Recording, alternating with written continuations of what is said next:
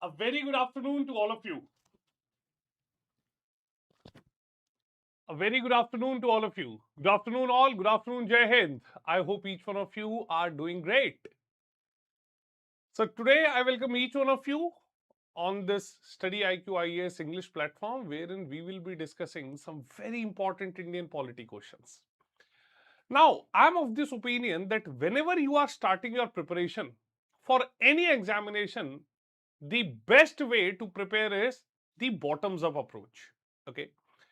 Now, most of you are of this habit of going through the the topics, and the most prominent mistake that majority of students make is that they keep on revising the syllabus until 20 days or a month before the exam.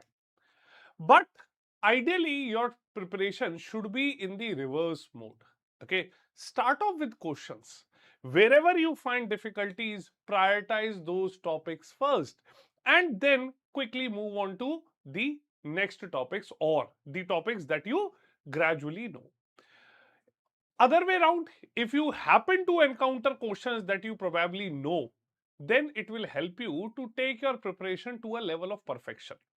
So, what all of you must do is whenever you start your preparation, you must start off with regular question practice as well. Okay. And this is something that we'll be initiating today in this session. And today also our preparation shall start with the Indian Polity Marathon. Before moving on to this marathon, I would also like to tell you something about our new batches. Okay. So if you are targeting 2027, 28 or 29 examination, then our GS Foundation batches have already been launched.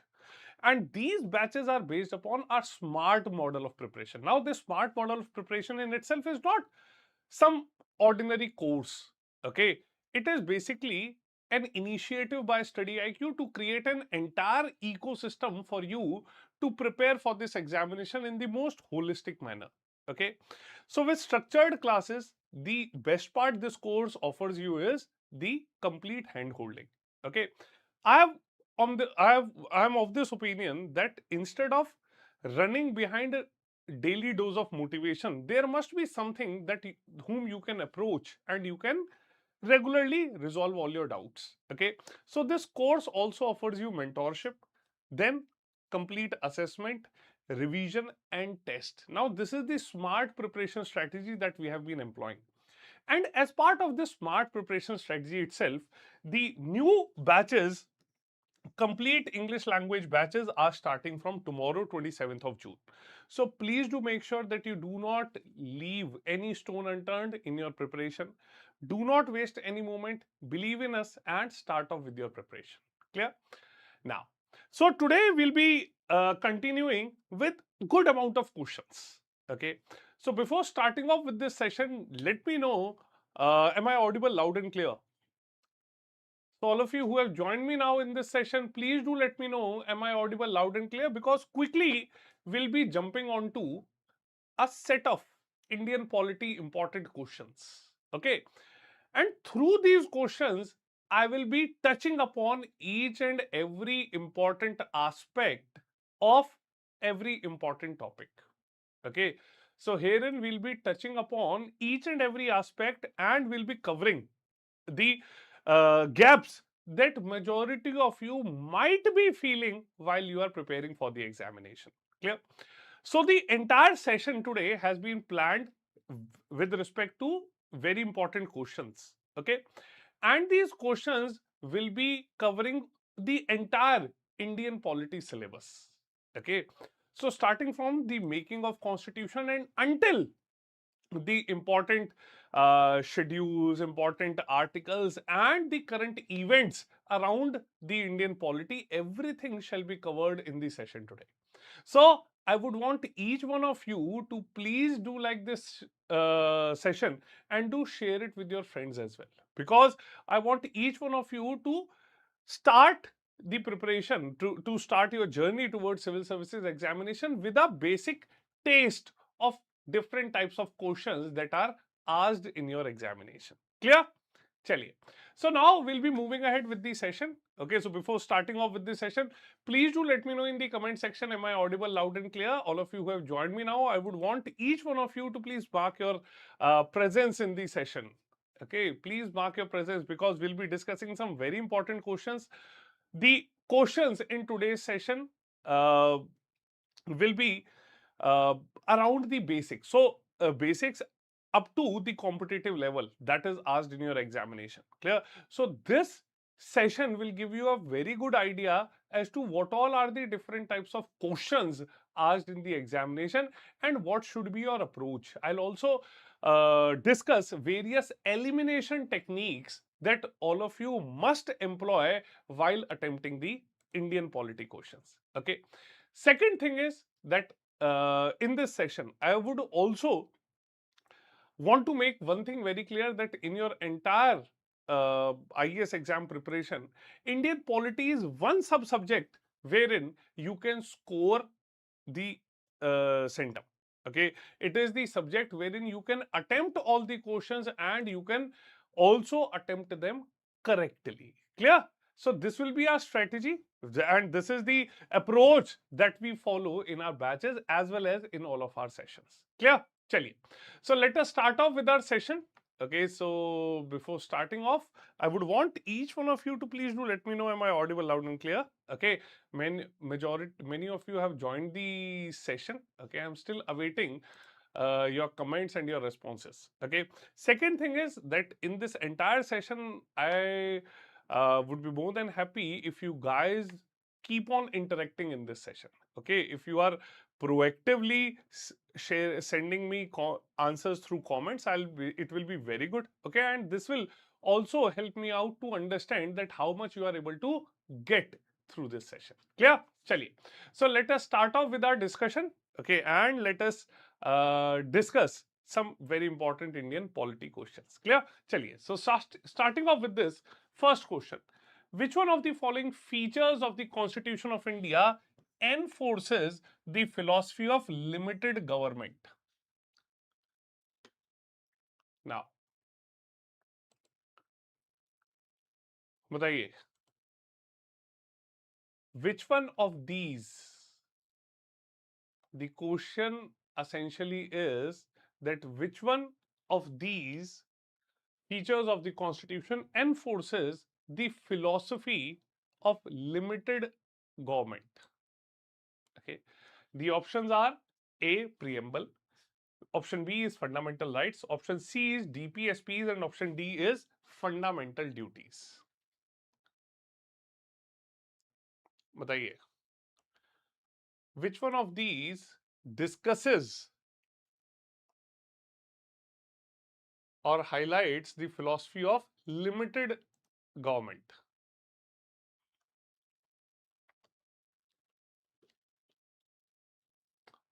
Please keep on answering.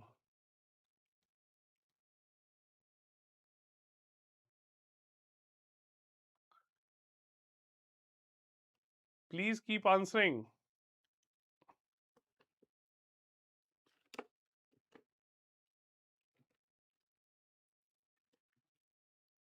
Okay.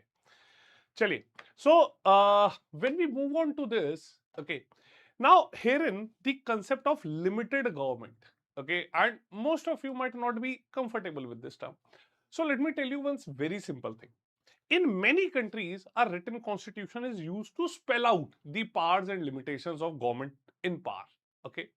Now, one of the most important function of the constitution is to set a limit on the government. Now, best part of the constitution is that the constitution ensures decentralization of power. Clear? The constitution ensures decentralization of power. And with this, the constitution also sets the limit on what a government can impose over its citizens. Okay. So constitution limits the power of government in many ways. Okay. Now, when we talk about the government, the power of government in many ways, first preamble. If we talk about preamble, preamble is an introduction. Now, anything that is compulsory can only impose limitations over the government. So when we go through all of these options, okay, we will understand one thing, that out of these only the fundamental rights are the compulsory provisions. Okay, the DPSPs are moral obligations upon the state, and fundamental duties are moral obligations upon the citizens. Clear? So both of these options, these are not compulsory. Clear? So if these provisions are not compulsory, how can they ever impose a limitation upon the government? Moreover, all of you might have also heard that fundamental rights are often referred to as negative implications upon the government, because the government is bound to undertake them. Clear? So the most common way of limiting the power of government is to specify certain fundamental rights that all citizens possess, and no government is allowed to violate them. Clear? So the correct answer here is option B, fundamental rights. Clear? Okay. So all of you, if you are part of this session, please do let me know the same, and please do mark your responses also in the comment section. Clear? So moving ahead on to the next question. Consider the following rights. Okay, right to privacy, freedom of silence, freedom of choice in marriage, right against tapping of telephonic conversation. How many of the above are envisaged by the right to freedom of speech and expression in the Constitution of India? बताइए.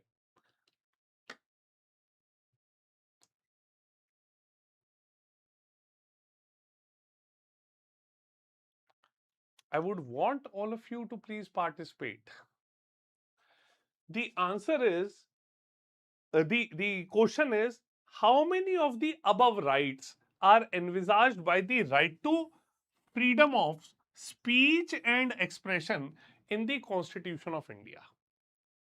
Okay.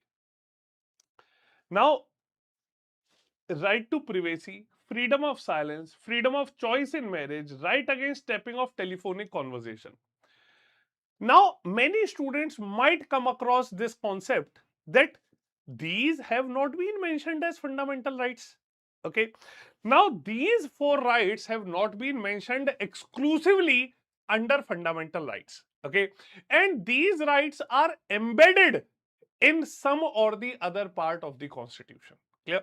So, while answering this question, we have to brainstorm around how Supreme Court would have interpreted various rights. Clear?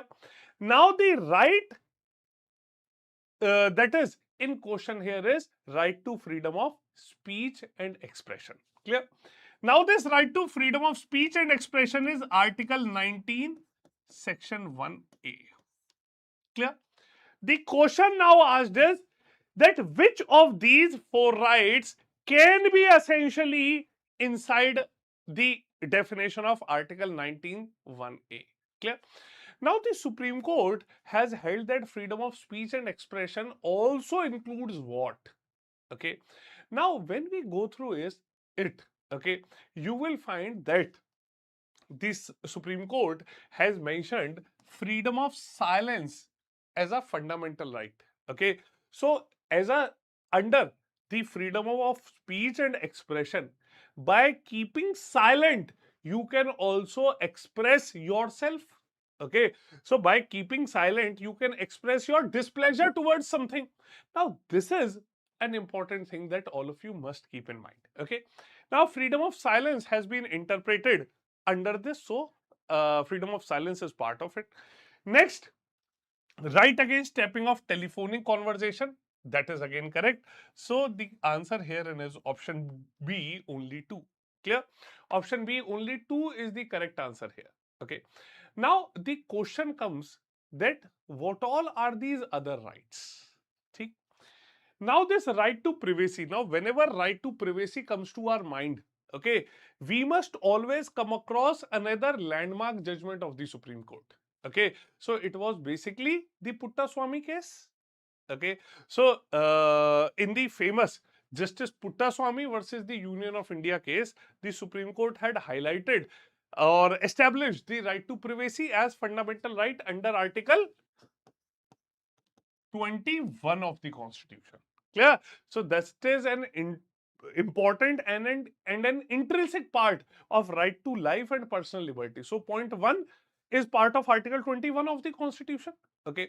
Now freedom of choice in marriage. Now many of you are of the opinion that how come freedom, the choice of marriage shall be part of which fundamental right. Clear?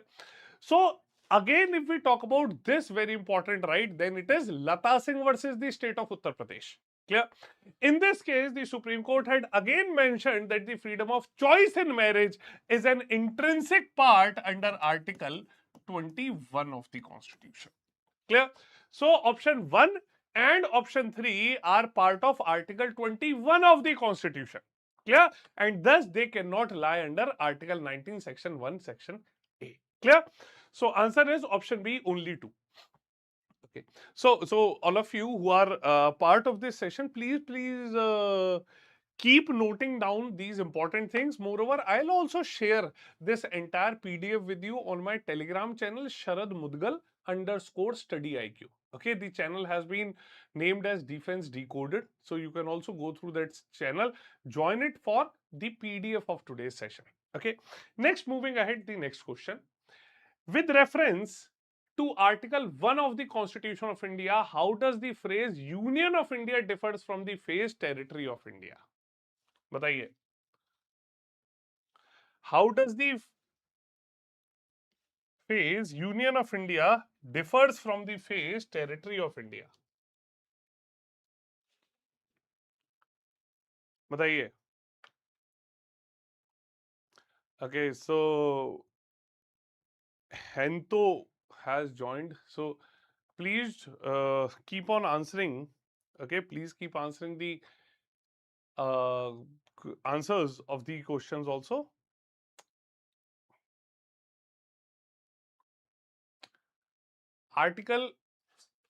With reference to Article 1 of the Constitution of India, how does the phrase Union of India differs from the phrase Territory of India? Clear? Now, in this, the first statement says the Union of India includes states and union territories, while the Territory of India includes acquired territories as well. The Union of India includes only states, while the Territory of India includes only union territories. C. The Union of India includes only states, while the Territory of India includes the states, union territories, and the acquired territories. D. The Union of India includes British administered provinces before independence, while the Territory of India includes princely states before independence. बताइए. Good. Okay, so Ishwarya has answered it very correctly and very quickly as well. Now, let me tell you very important thing. First and foremost, whenever we get questions like this, we must have to eliminate the statements which are essentially wrong. Okay. Now, when we talk about Article 1 to 4, Part 1 of the Constitution, it deals with the Union and its territories. Article 1 describes India, that is Bharat, as Union of States. Okay. So now, according to Article 1, the territory of India has been categorized into 3 parts: territories of states, territories of union territories, okay, and territories that may be acquired. Clear? So herein, if we say that territory of India is basically a wider term than Union of India. Clear? Because territory of India includes only states, while the former includes not only the state but also the union territories that may be acquired. Clear? So herein, if we see, the correct answer is option C. The Union of India includes only states, while the Territory of India includes states, UTs, and acquired territories. Okay, so option C herein is a correct answer. Okay, acha, also just remember, can anyone give me an example of any acquired foreign territory? Can anyone tell me in the name of any acquired foreign territory? Now, India is a sovereign state. So, being a sovereign state, India can acquire foreign territories according to various laws or provisions under the international matters. ठीक है? So, India can acquire any foreign territory through any treaty. India can purchase, it can be gifted, it can be leased, or there can be direct principles like the plebiscite also. Okay. Yes, very good. Kaizen has answered it correctly. Very good. Okay. Dadra and Nagar Haveli, Goa, Daman and Diu, Puducherry, Sikkim. So, since the commencement of the constitution, these all have been some prominent acquired territories. Okay. So, answer is option C. Next. The Constitution of India is neither rigid nor flexible, but a synthesis of both. Okay. Which one of the following statements is the most appropriate reason for the above statement? The Constitution has borrowed different features from various other constitutions. B. The Constitution can be amended both by the Parliament and the state legislature. C. The Constitution can be amended both by a special majority and a simple majority of Parliament. D. The Constitution can be amended but without altering the basic structure of the Constitution. Now, very simple and very straightforward.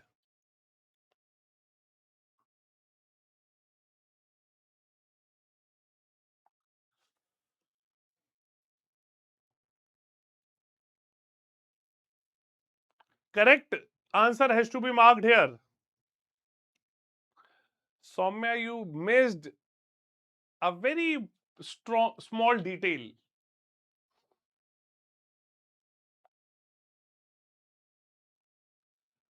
देखो यहाँ you do not have to mark correct answers.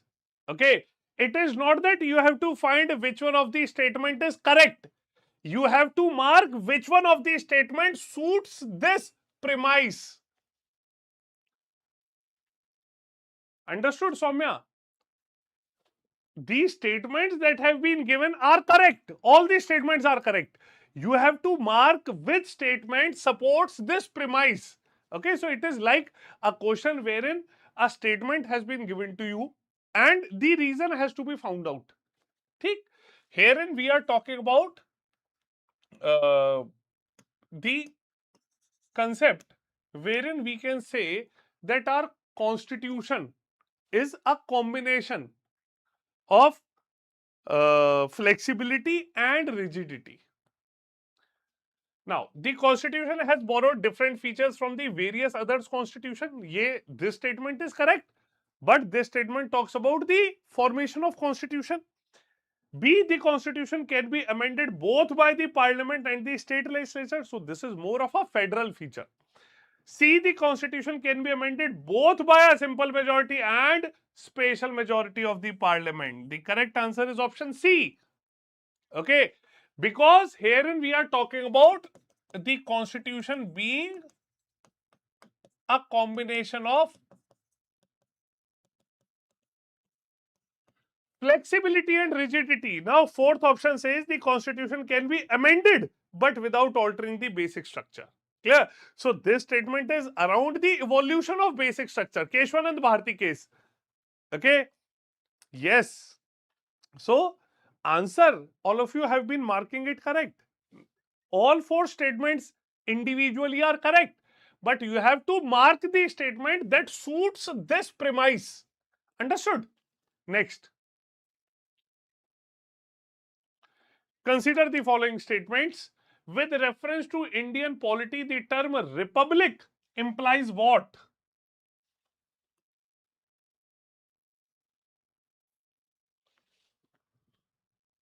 What does the term republic implies? The political sovereignty is vested in the people, the elected head of the state, absence of any privileged class, supremacy of the constitution. Which of the statements given above are correct? A, 1 and 2. The options are these. A, 1 and 2. B, 3 and 4 only. C, all 3. D, 2, 3 and 4. बताइए.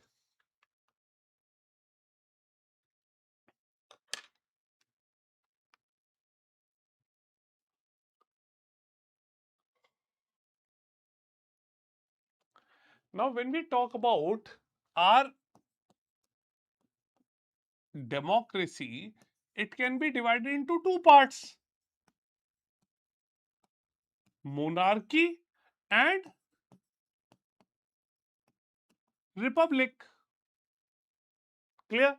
Now, republic essentially means what?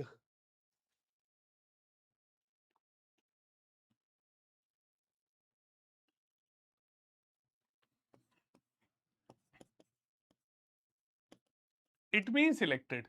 Okay. Now, elected can be either directly or elected indirectly. Clear?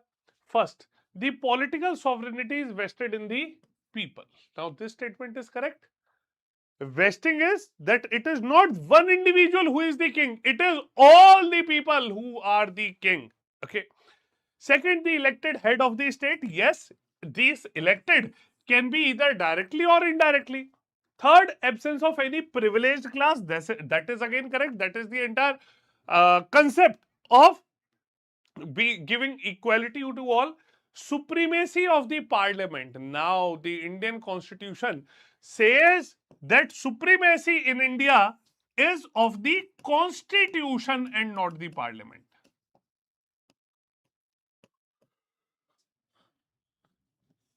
So, answer is option C. ठीक है? Option C is the correct answer here. Next. How many of the above pairs given are correctly matched? Charter Act of 1813, Charter Act of 1833, Charter Act of 1853. बताइए.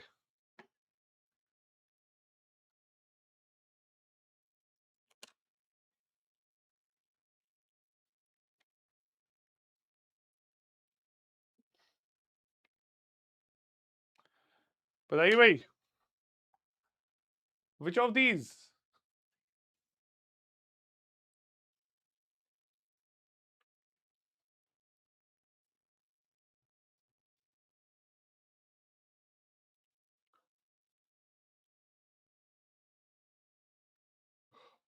Now, Charter Act of 1813. Now, when we talk of anything around Charter Act of 1813, okay, this Charter Act of 1813 had introduced basically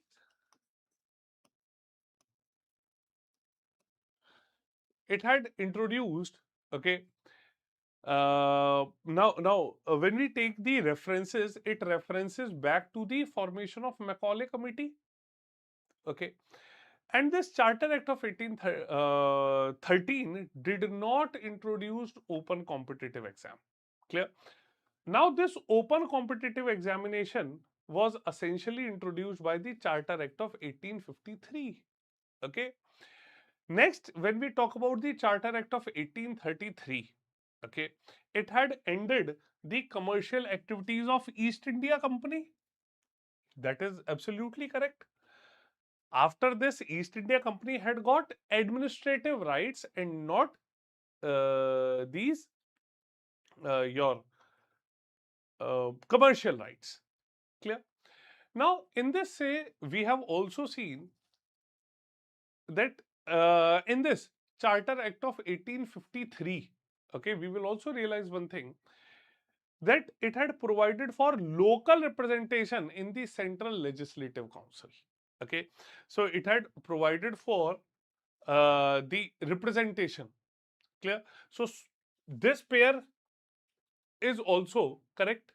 Now the only incorrect is option 1. Thus the answer is option B, only 2 pairs. ठीक? चलिए next. Which one of the following acts had introduced for the first time bicameralism? Now bicameralism means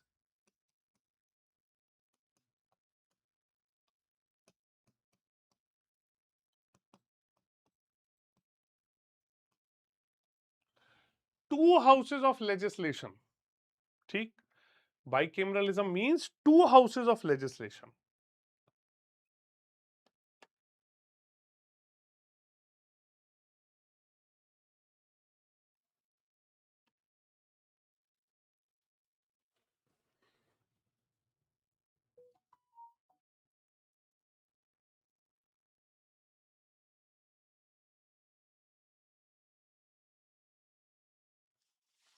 It means two houses of legislation. Now, mark this answer.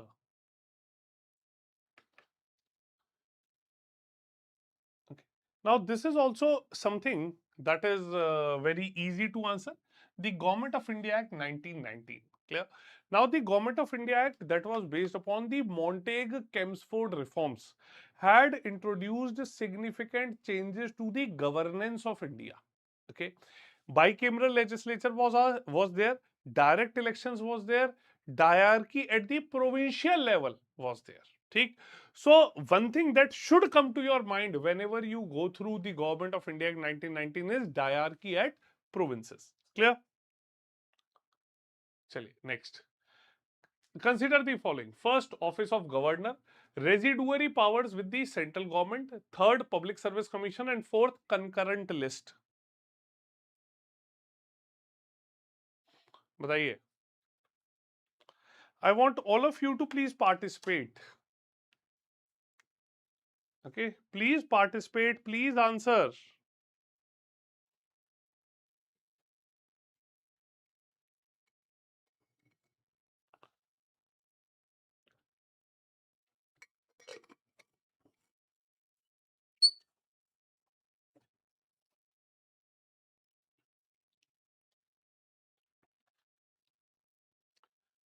Consider the following statements. First, Office of Governor, residuary powers with Central Public Service Commission and concurrent list.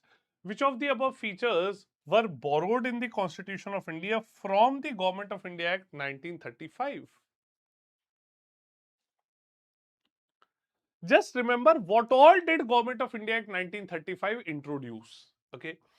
Now, Government of India Act 1935 had talked about provincial autonomy. Now, when it is talking about provincial autonomy, okay, then remember which all things can be correlated with this. Okay. Now, the Government of India Act 1935 had introduced the concept of Office of Governor. That is correct. And had talked about Public Service Commission. So, it had said that there has to be a Federal Public Service Commission and also Public Service Commissions for the state. Clear? Talking about the autonomy of the states. Second, residuary powers with the central government. Now, residuary powers with the central government. Okay. Now, this is something that does not come from the Government of India Act. It is basically taken from the Canadian Constitution. Okay. Concurrent list that has been taken from Australian Constitution. Okay. So, Australian Constitution talks about the freedom of trade and commerce. Okay. Within the country, between the states, and the concept of concurrent list. Understood? Very good. Very good, Shank 2842. Clear? So, the answer to this is option B, only 2. Next. Consider the following statements. It states that the Constitution derives its authority from the people of India. Second, it declares India to be a federal and parliamentary democracy. Third, it has been amended only once by the 42nd Constitutional Amendment Act of 1976.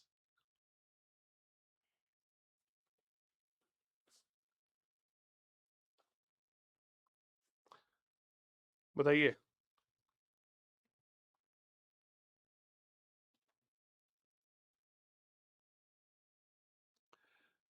Now start off with preamble. Okay. The first statement of preamble says, "We the people of India."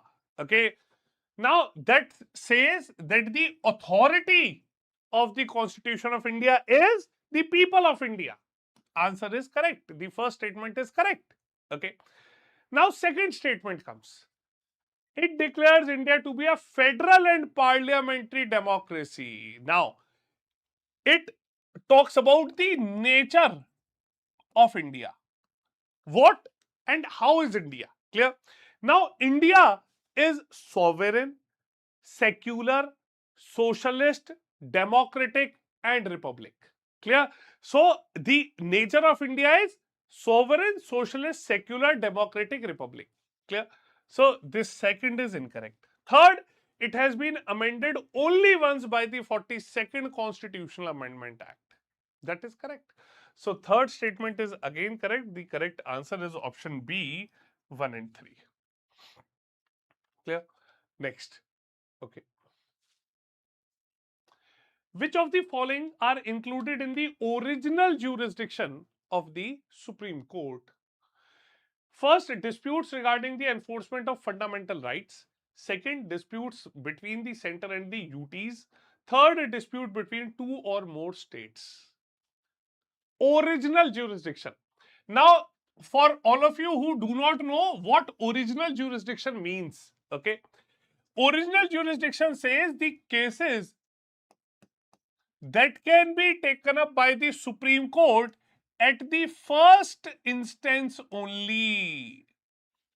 Okay, the cases that do not go to the Supreme Court by the way of appeals, but they will go to the Supreme Court directly. They are all covered under original jurisdiction. Understood? Now, when we talk about this, first statement is dispute regarding enforcement of fundamental rights. Enforcement of fundamental rights, Article 32, and it is writ jurisdiction.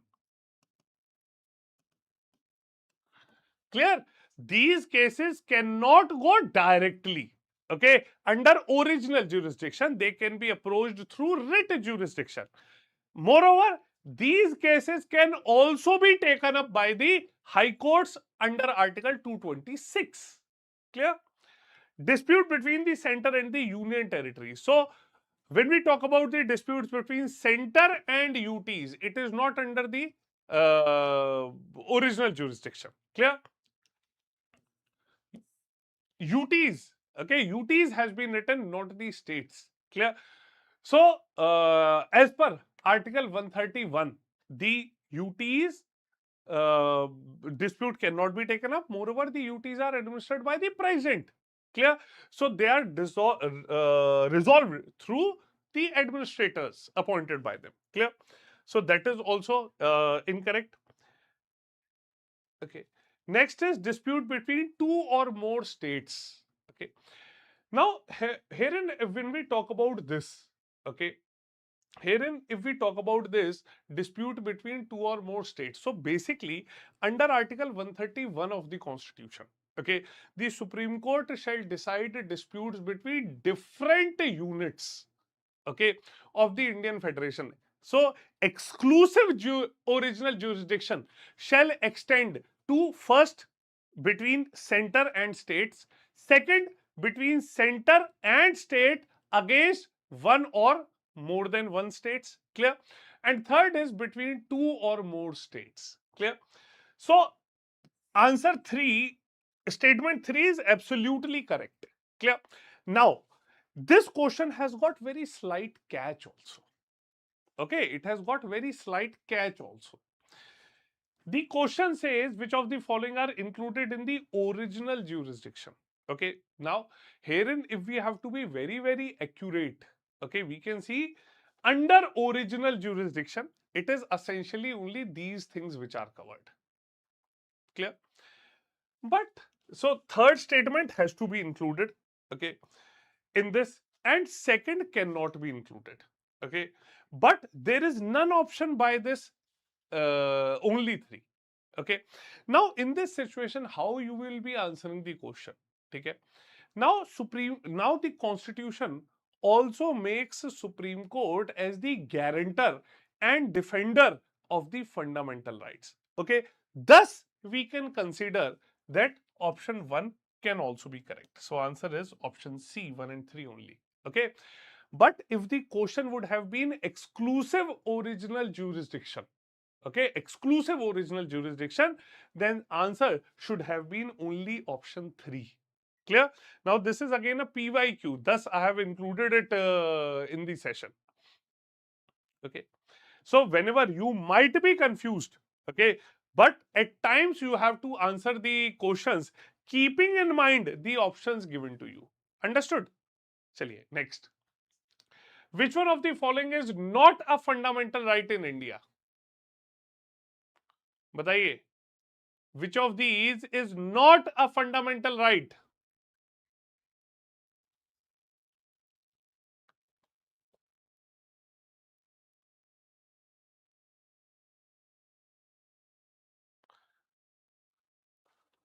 बताइए, which of these is not a fundamental right? Now, many of you are part of the session, but still I am getting responses from a couple of students only.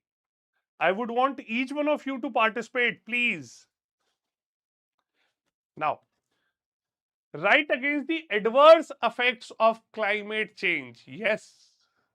Okay. Now, this is embedded under Article 21. B, right to strike. Okay, right to strike is not a fundamental right. The Constitution allows the right to protest. C, right to sustainable development. Now, this is again a fundamental right under Article 21. Okay. D, right to freedom from noise pollution. Yes, this is a fundamental right under Article 21. Now, right to freedom from noise pollution, right to freedom of peaceful sleep is again under Article 21. Clear? Chaliye, next. The writs and their features. Now, even though this has been a very simple question, but this question is being asked regularly in the exam. Okay. Acha. Now, before moving ahead, let me also make a very, very important announcement. Okay. From Monday, 29th of June, okay, I am starting a smart NCRT series for Indian polity on our YouTube channel from 3 p.m. onwards. Clear? So please do participate in this smart NCRT series that I'll be starting from the 29th. Okay. Chaliye. Writs and their meanings. Okay, so keep in mind Article 32 as well as Article 226.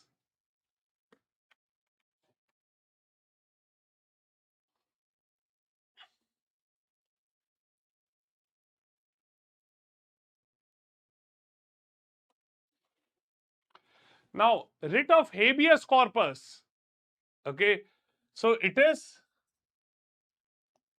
you may have the body. Now, this writ can be issued both against public authorities and private authorities. So, this is correct. Okay. Mandibus.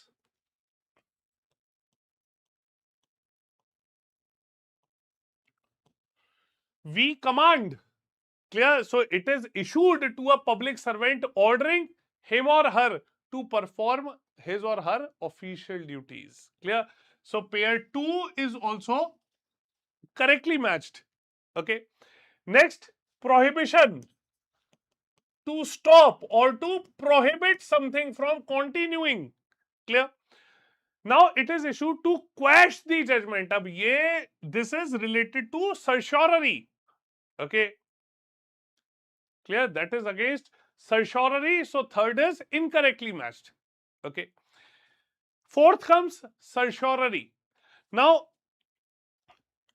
certiorari is to be certified.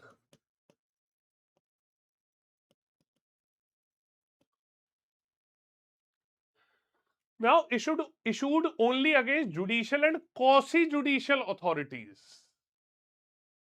Okay. So, certiorari, it is issued by higher court to a lower court or tribunal to quash the orders passed. Okay. So, this can be against the administrative authorities also. Okay, so fourth is not correctly matched again. Fifth is quo warranto. Okay, now this is quo warranto. Quo warranto says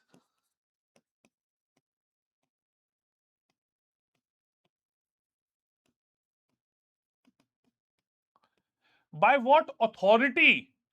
So it can be filed by any interested person and not necessarily by the aggrieved individual. So that is again correct. So answer is option D. 1, 2 and 5. Option D is the correct answer here. Understood? Next. Consider the following statements. Okay. Consider these statements. Only the Parliament has exclusive power to enact laws relating to preventive detention. It is mandatory to form advisory boards consisting of persons qualified to be High Court judges for the preventive detention to exceed 3 months. Third, the Maintenance of Internal Security Act, MISA Act 1971, was first preventive detention act in independent India. Answer this.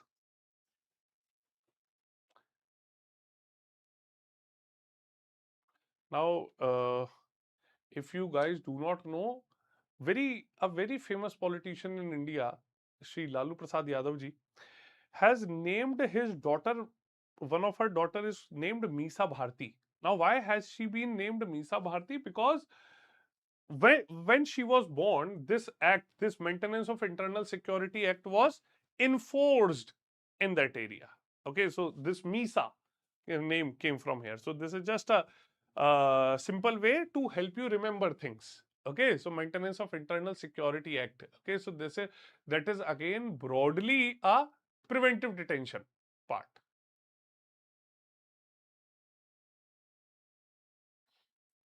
Chaliye, now answer it. Consider the following. Only the Parliament. Now, as UPSC candidates, you must be very cautious when any statements has used the term only. Clear? So, this statement becomes incorrect. Okay. Now, when we have a look over it, ठीक, Article 22 talks about the detention. Okay. And Parliament has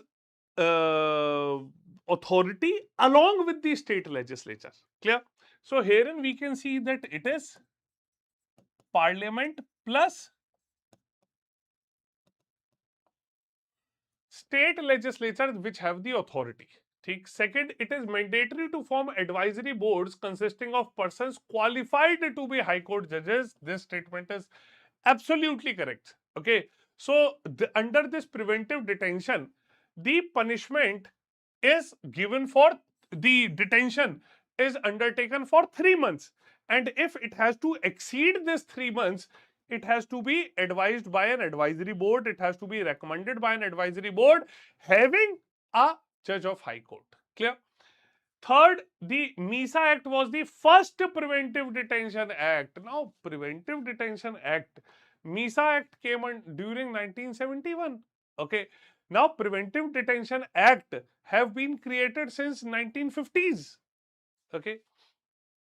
So, this third also becomes incorrect. The answer is option B, 2 only. Okay. Next. Consider the following statements. The Constitution of India clearly defines the term minorities.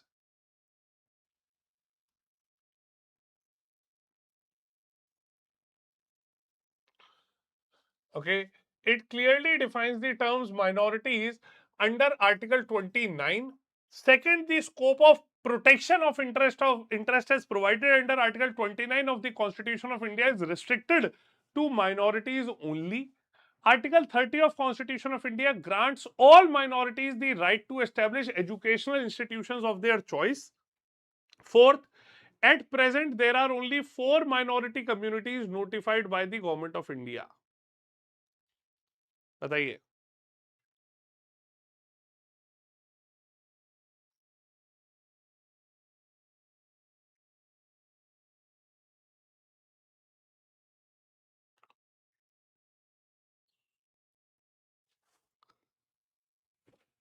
बताइए भाई. Which of these?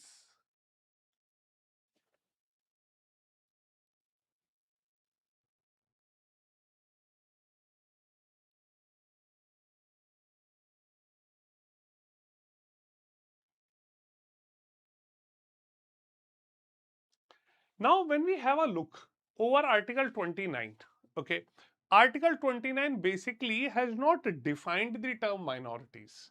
Okay, it has talked about people having a distinct language,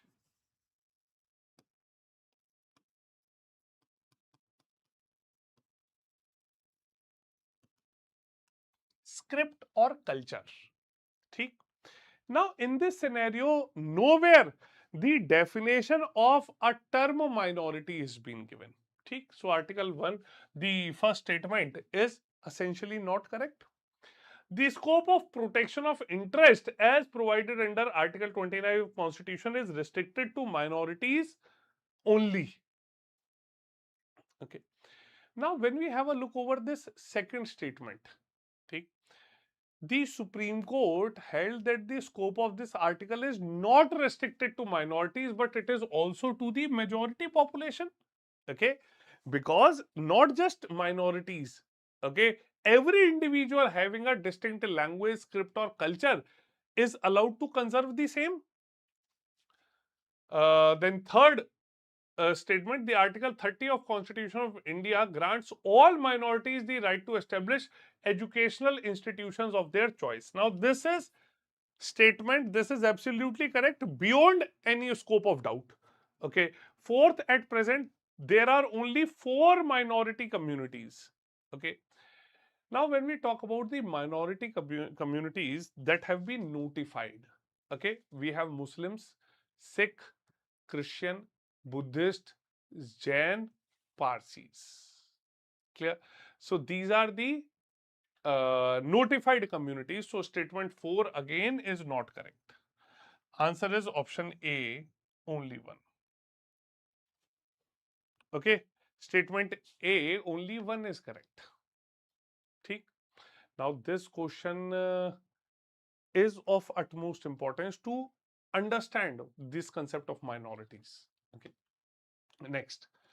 Consider the following statement. Statement 1. A constitutional amendment cannot be challenged in a court on the ground that it violates a fundamental right. Second statement. Constitutional amendments do not come under the definition of law as per Article 13 of the Constitution. बताइए.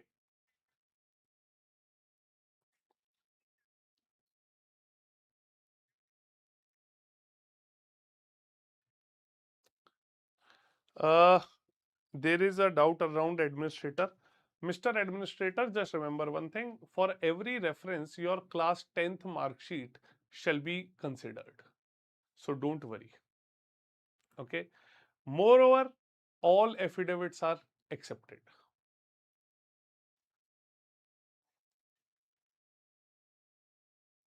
Okay. So this will not at all be a issue to anything. Chale. Now, when we talk about these statements, okay, a constitutional amendment cannot be challenged in a court on the ground that it violates fundamental rights. Now, this statement is incorrect. This is incorrect. Okay. A constitutional amendment essentially, okay, a constitutional amendment as per the Keshwanand Bharti case, it can be challenged on the ground that it violates fundamental rights. Okay, because fundamental rights, they form the part of basic structure of the constitution. Okay, so statement 1 is incorrect, thus statement 2 will be correct. In this type of question, you will one of the statement will always be correct. Clear? And otherwise also, the constitutional amendment do not come under the definition of law as per Article 13 of Constitution. Okay, so that is correct. Clear? Next. So answer is option D. Next. Which one of the following is correct regarding the right to property in India? It is a fundamental right under Part 3 of the Constitution. B. It protects private property against both executive and legislative actions. C. In case of its violation, the aggrieved person can directly move the Supreme Court. D, it can be regulated by an ordinary law of the Parliament.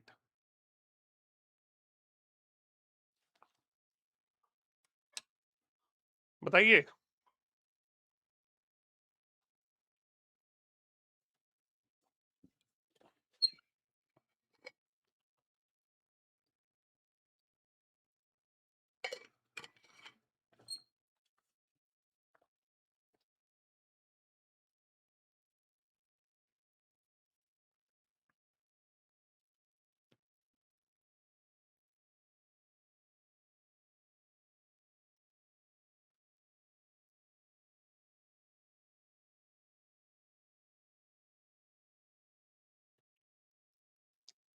Please answer. All of you who are part of this session, I would request you to please answer this.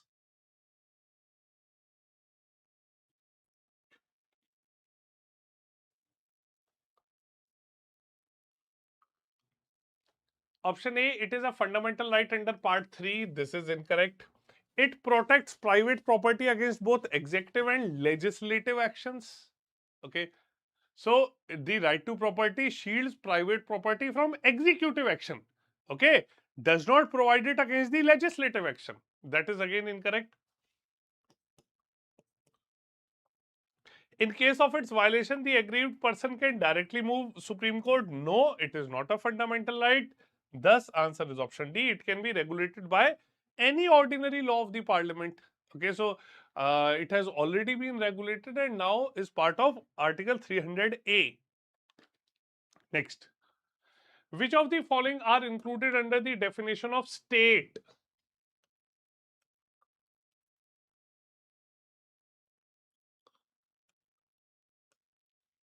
Definition of state as per Article 12 of the Constitution. First is state legislatures, gram panchayat, district boards. Fourth, a company listed on the stock exchange like the Air India.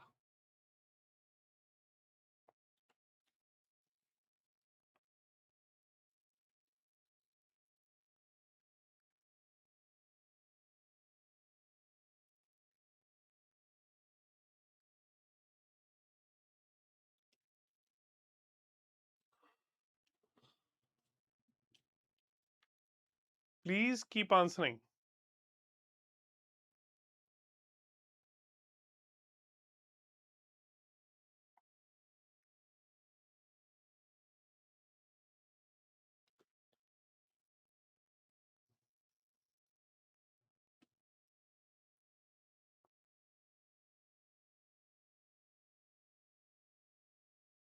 Okay.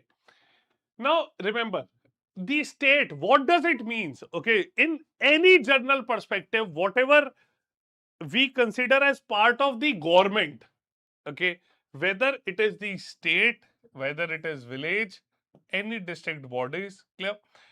Option 4 is a company listed on the stock exchange like Air India. Now Air India has become a private entity. Clear? The term state means everything related to government, authorities. Okay. So answer is option D. Option B, 1, 2, and 3. Next.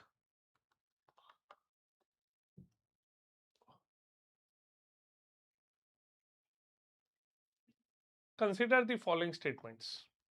Statement 1, courts in India cannot issue orders compelling the government to adopt the preamble's ideals. Statement 2, the preamble is not considered a part of Constitution of India.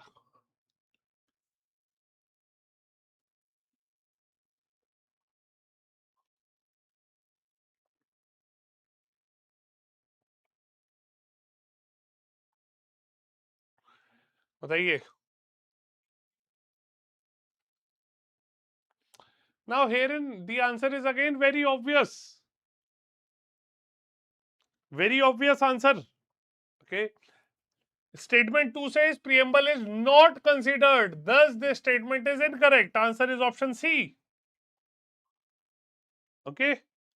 So, you have to be, instead of going through every question, does not require 1 minute of hard work At times the question, if you have read it carefully, you will be able to answer it. Next. Consider the following. The governor of state cannot assign executive functions of the state to central government. The parliament can delegate the executive functions of the central government to the state without consent of concerned state. Now, this is again an exact question from 2020 or 2021 paper.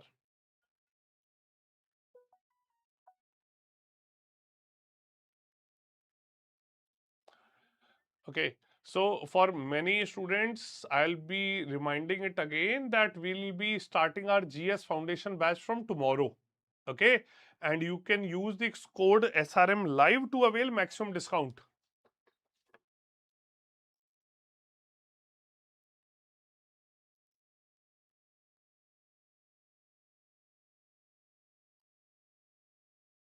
बताइए.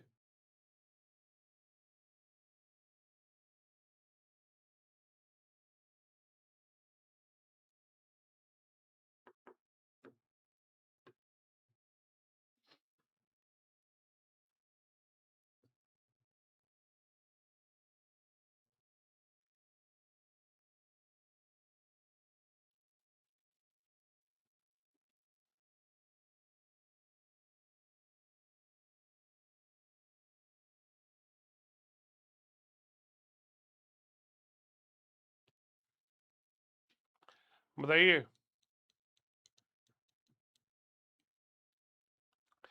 Now, when we talk of these, okay, can anyone tell me the article associated with this? Exact article that talks about this.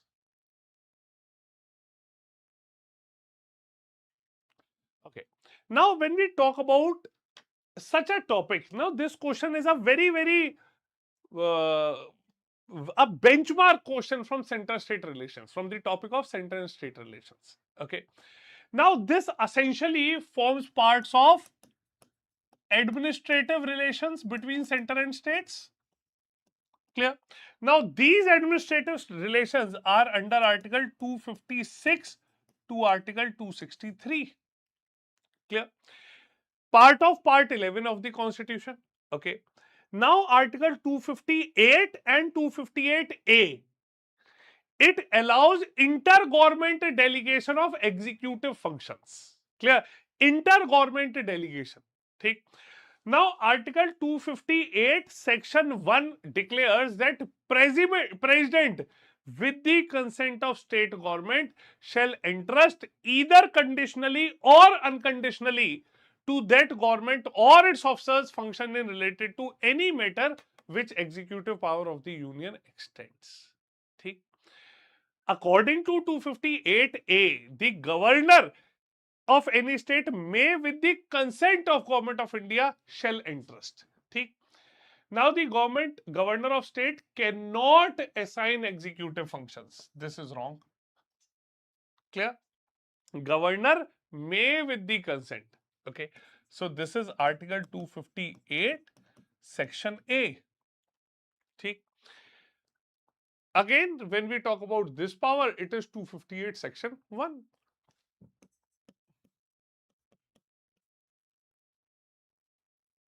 Okay. Answer is option B, 2 only.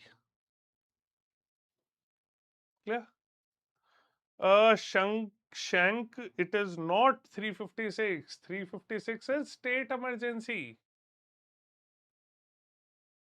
Clear? Chaliye, next. In which of the following landmark cases did the Supreme Court rule that the Indian Constitution is founded on the bedrock of balance between fundamental rights and the directive principles of state policy?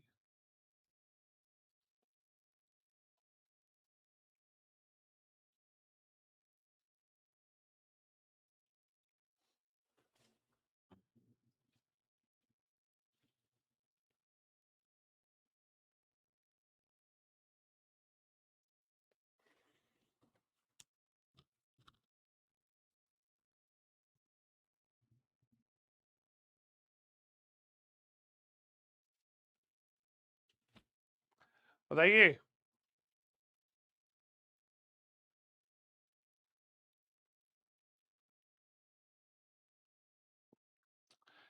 Now we are talking about justiciability of fundamental rights. Okay. Now when we talk about this Champakam Dorai Rajam case, okay, it had very prominently said that fundamental rights shall prevail over DPSP. Champakam Dorai Rajan 1951 case, the Supreme Court has ruled that fundamental rights would prevail over DPSPs in case of any conflict. Second, the Golaknath case. Okay. In this Golaknath case, it says that fundamental rights cannot be amended for implementation of DPSPs.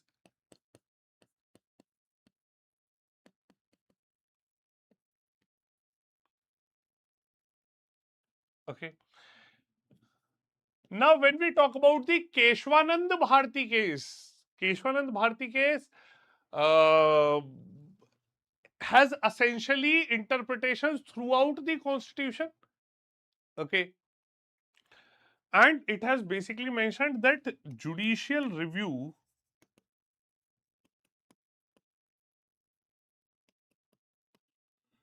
is part of basic structure.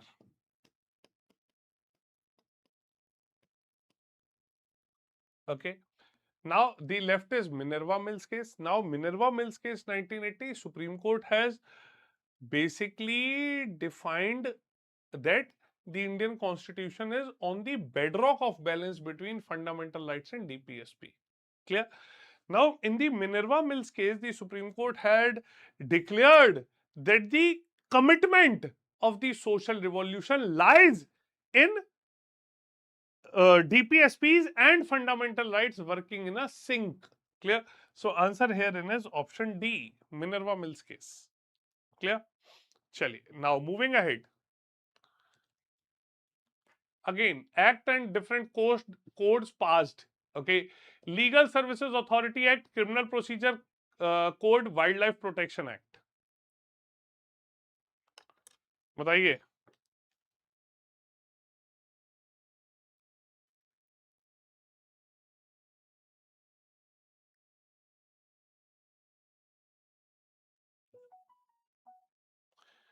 Tell me the match these things.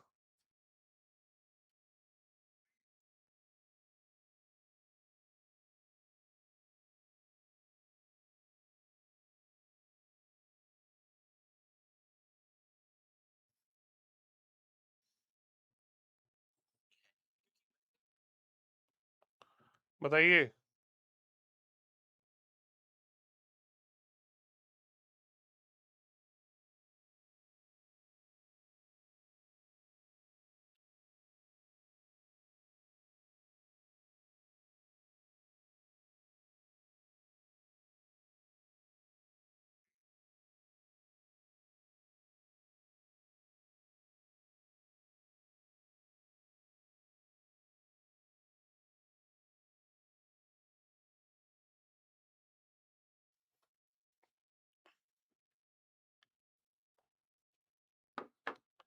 भाई, which of these? You have to match these. Okay. Now, herein, if we see about these pairs, which are essentially correct or incorrect. Okay. The Legal Services Authority Act. Now, why this topic has been very much in news whenever we get question around the lok adalats or any other such provisions. Clear? So in this situation, we see that this is not correctly matched. Okay, Legal Services Authority Act has been built to give effect to Article 39A. Clear? So it is around the legal aid to the poor. Okay. Article 48 is basically to prohibit the slaughter of cows. Okay, to prohibit the slaughter of cows is that. Now, Criminal Procedure Code. This Criminal Procedure Code, it has separated the judiciary from executive. Okay, so it is Article 50, which is correct. Now, Wildlife Protection Act 1972. Okay, it essentially is part of Article 48A. Clear? And not Article 51. So it shall, Article 51 shall direct the state to promote international peace and security. Clear? So this 3 again is not correct. The answer is option A, only one pair. Understood? Next. Which of the following was described by Dr. Ambedkar as the novel feature of the Constitution of India?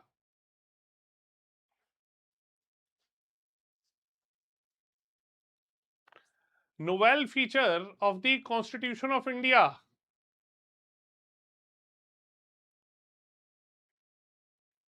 Now, this is quite simple. Okay. Now, DPSPs have been described as a novel feature by Dr. Ambedkar. Clear? Next. Consider the following statements. The Parliament can implement Articles 39B and 39C of the directive principles even if it violates some fundamental rights. Second statement, the 25th Constitutional Amendment Act provided that no law which seeks to implement Articles 39B and C shall be void on grounds of contravention of Article 14 and 19. बताइए.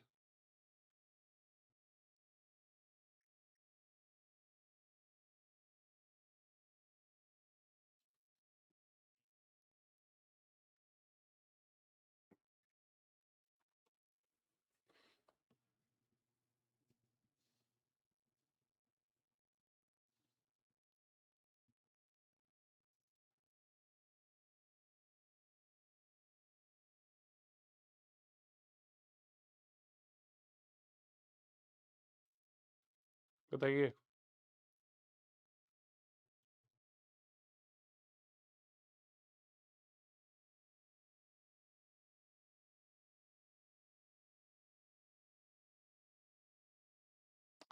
बताइए.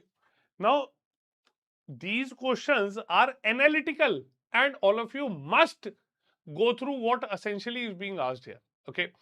Now, when we go through the first statement, the Parliament can implement Articles 39B and C of DPSPs even if it violates some fundamental rights. Okay. Now, what does Article 39B talks about? Okay. It basically says that no law which seeks to implement the socialistic DPSP, okay, in 39B and 39C shall be void on the grounds of contravention of fundamental rights as conferred by Article 14. Clear? So the 25th Constitutional Amendment Act has essentially talked about this. Clear? So second statement goes correct. Statement 1. Now, the fundamental rights, they enjoy supremacy over DPSPs. Okay. Now, it does not mean that DPSPs cannot be implemented. Okay, Parliament can amend fundamental rights to amend DPSPs. Clear? So that is again correct.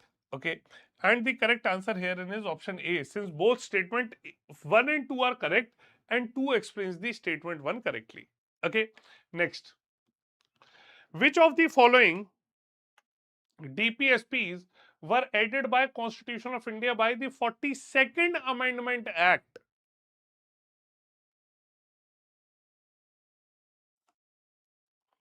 Now, this is again a simple question.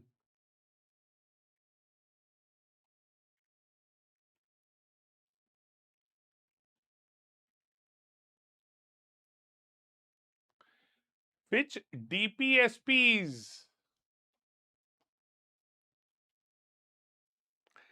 Now, whenever we are talking about the healthy child development, it is Article 39. ठीक?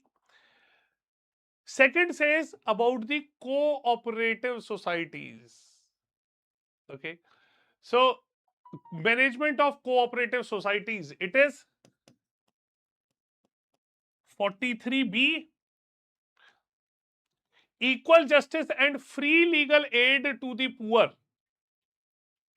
Okay, that is 39A. emphasizing workers' participation in industrial management. Workers' participation in industrial management is 43A. Okay. Then minimize inequalities in income, status. Okay. So when we talk about this fifth that has been given, it is Article 38.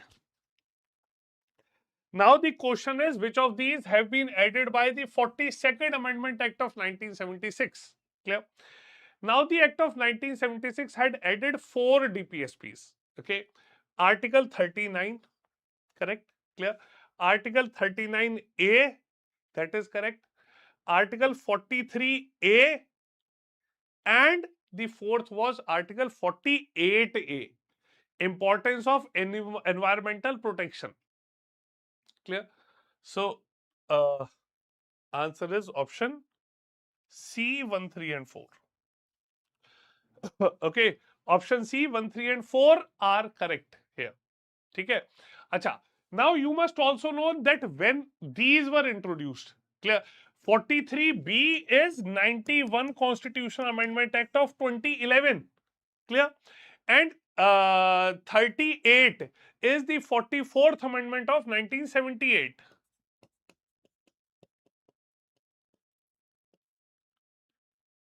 Clear? Chaliye, next. Consider the following statements. When the Rajya Sabha passes a resolution that allows Parliament to make laws on state subject, then such a resolution. Now, this is a special power. Okay. Special power, whenever we talk about such a question, it is Article 249 that we are talking about. Okay. Now, first statement, resolution must be supported by 2/3 of the members present and voting. Clear? So it says it must be supported by 2/3 of the members present and voting. This statement is absolutely correct. Second, it remains in force only for 6 months. Now, this is incorrect because it remains in force for 1 year. Third, it restricts the power of state legislature to make laws on the same matter. Okay. Now, whenever you go through this, okay, this does not restrict. Clear? The state government can also make laws, but in case of inconsistency, the law made by the center shall prevail over the laws made by the state. So this is again incorrect. Okay, so answer is option A, only 1. Okay, answer A, only 1 here is correct. Next. Which of the following provisions of the Constitution of India signify a strong centralizing tendency of the federal structure? Okay, written constitution, division of powers, emergency provisions, or integrated judiciary?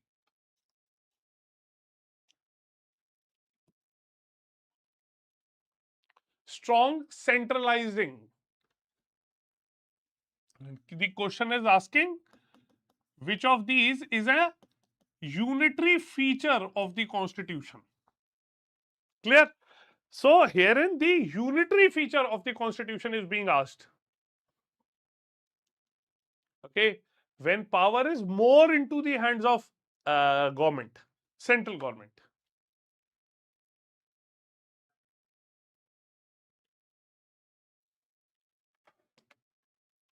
Now, first, written constitution. Written constitution is essentially a federal feature. Okay. Second, division of powers. Division of powers is again a federal feature.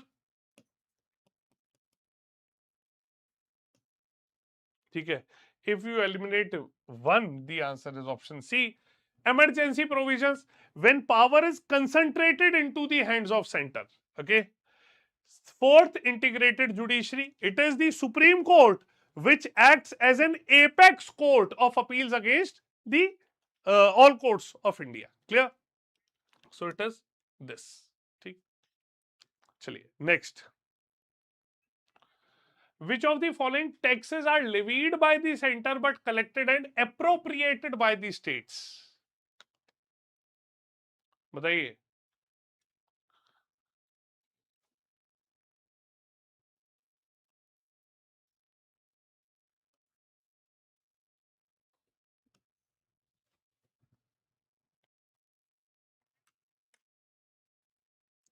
Levied by the center but collected and appropriated by the states.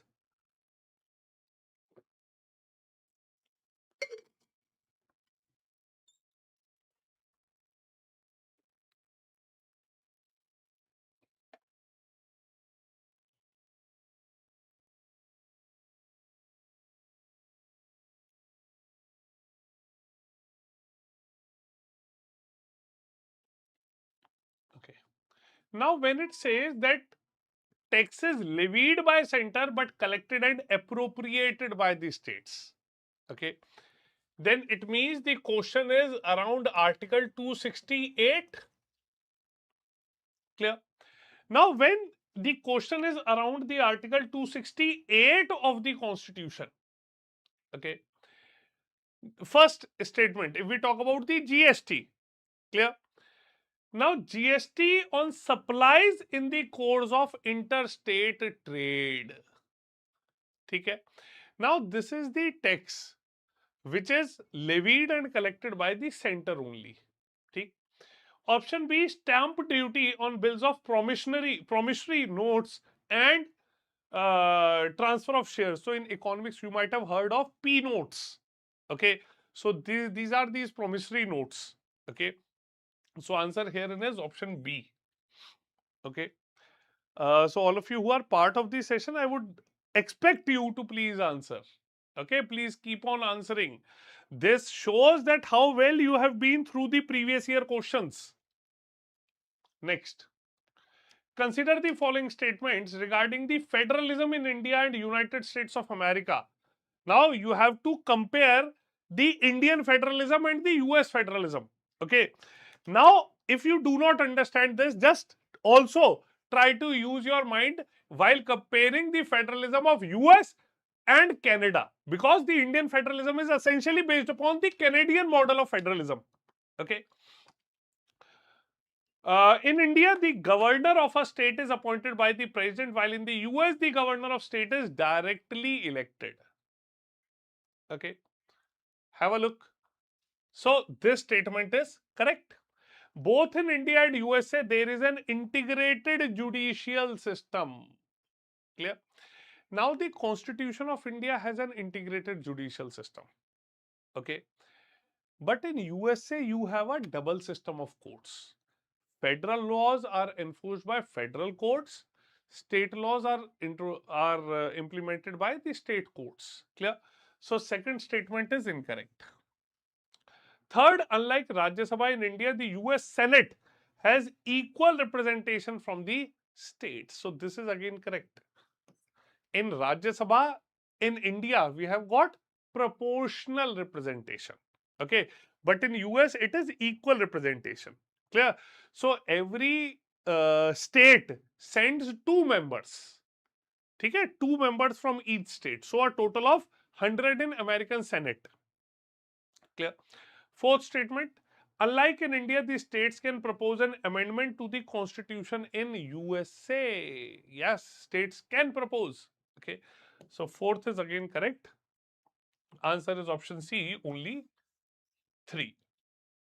Clear? Next. With respect to the Constitution of India, which one of the following statements is not correct regarding the borrowing power of the center and the states? बताइए. Borrowing power of the center and the states.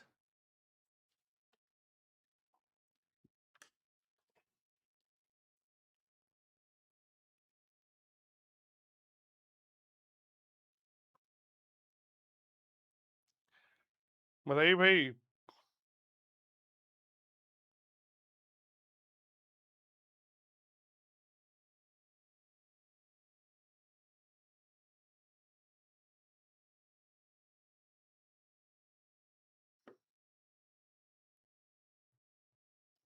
Answer.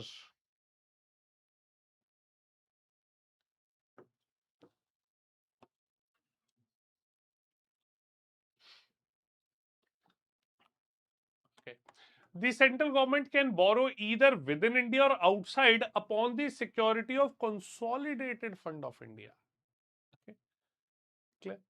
So the central government can borrow either within India or outside upon security of consolidated fund of India. So option A is correct. Okay. So option A herein is correct. B, the state government entities can directly borrow from the external bilateral funding agencies. Okay. Now, in this situation, we can see that this is again correct. Okay, I think this question has missed some options. Okay, this question has missed some options, I think. Okay, because the letter part is not available. Clear? But I'll just go through the statements. Okay, even though the question may be incorrect, but statements can be assessed. Okay. The state government entities can directly borrow from the external bilateral funding agencies. Clear? This is again correct. Okay. C, a state government cannot raise any loan without the consent of center. Okay. Now, this statement is incorrect. Okay. As long as states are indebted by the center, they need the permission. Okay. A state cannot raise any loan without consent of center if there is any outstanding loan. Okay. If the state has an outstanding loan, then only they cannot borrow. But when they do not have any outstanding amount on them, they can borrow. Clear? So this is C is incorrect. D, the central government can grant loans to any state which is to be charged on the consolidated fund of India. Clear? So that is again correct. Okay? So this statement is again correct. Clear.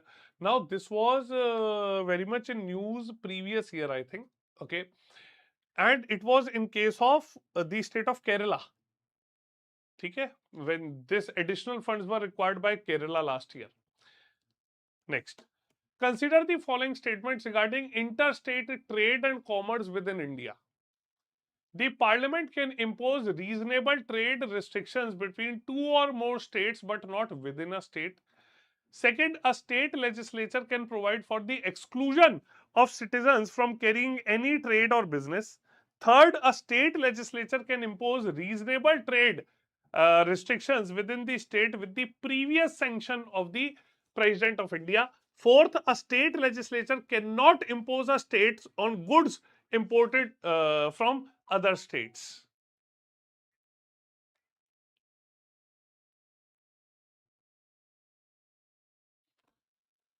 बताइए.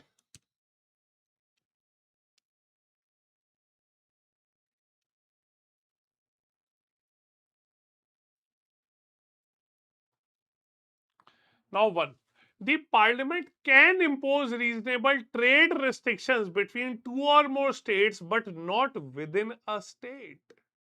Okay. Now, the trade relations have been mentioned under Article 301 to 307. Now, it clearly mentions that Parliament can impose restriction on freedom of trade, commerce, and intercourse between the states or within a state. Clear? Now, this can be done, okay, in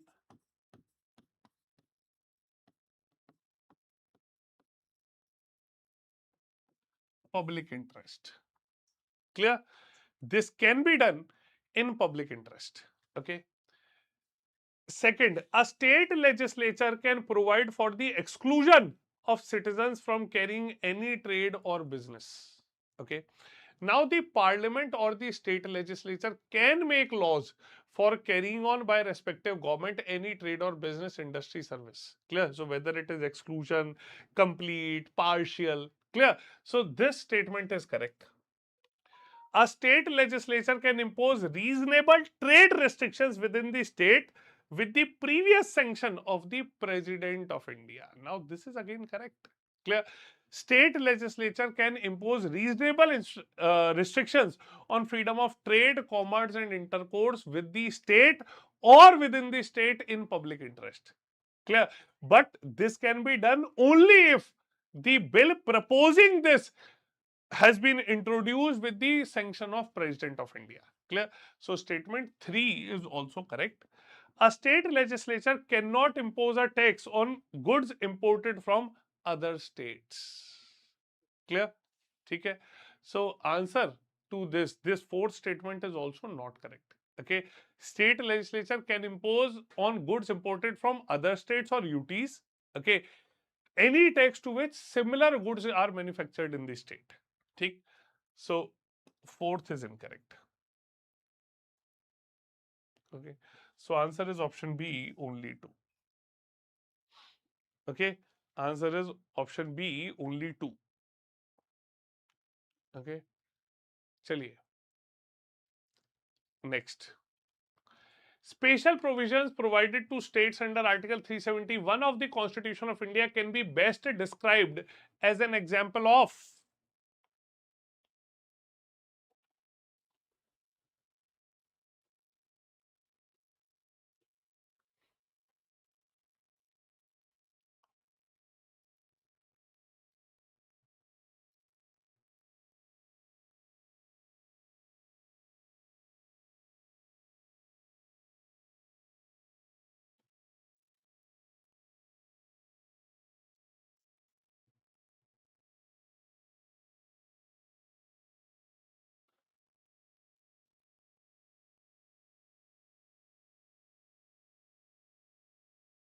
बताइए. This is the example of what? Acha, basically, I think that most of you do not know the meaning of these terms. Okay. If you do not know the meanings of these terms, please do let me know in the comment section. Okay. Now, first, I'll tell you the answer. Special provisions provided to states under Article 371. Okay. Now, if you take these in the literal sense, okay, symmetric and asymmetric. Now, if you take it literally, symmetry means equal powers and equal relationships. Asymmetric means unequal powers, unequal relationship. Now, Article 371 is promoting unequal powers and unequal relationships in the political, administrative, as well as financial arrangements. Clear? So, this can be best described as option C, asymmetric federalism. Okay. And this asymmetric federalism need not necessarily be the outcome of constitutional arrangements. Clear? They can also arise from administrative, political, financial, which are implemented by a federation. Clear? So answer here is option C. Understood? Next. Consider the following statements regarding the establishment of new states in India. Such a bill can be introduced only on the prior recommendation of President. Second, the view of state legislature on such a bill is binding on President. Third, such a law is not considered an amendment to the Constitution under Article 368.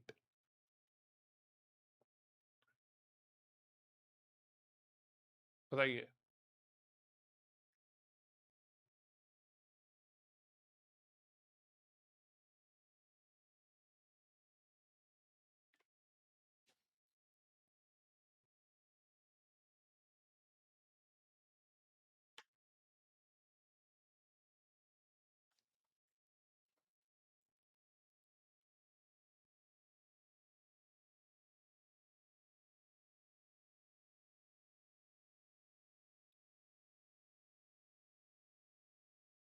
Okay, tell me. Now consider the following statements regarding the establishment of new states in India. Now, when we talk about the establishment of new states, okay, now this has to be uh, by Article 3. Clear? So such a bill can be introduced only on the prior recommendation of the President of India. Now this statement is correct. Okay.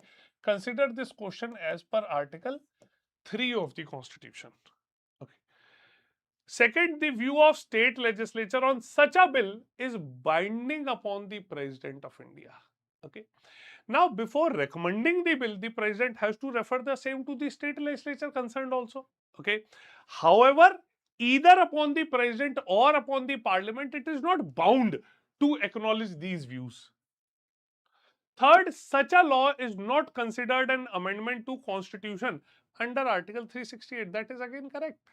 Clear?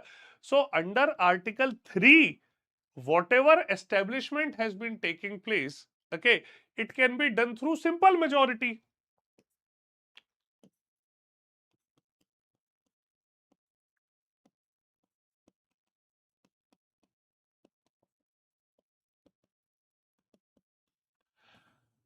It can be done through simple majority. And thus, this is not under Article 368 because Article 368 requires a special majority of Parliament. Okay, in type 1 and type 2, the majority by states also. Clear? So, option C is also correct. So, answer herein is option C, 1 and 3. Understood? Next. Chaliye. Consider the following: Nagaland, Tripura, Goa, Himachal Pradesh. Which of the following is the correct chronological order of the above states based on their establishment?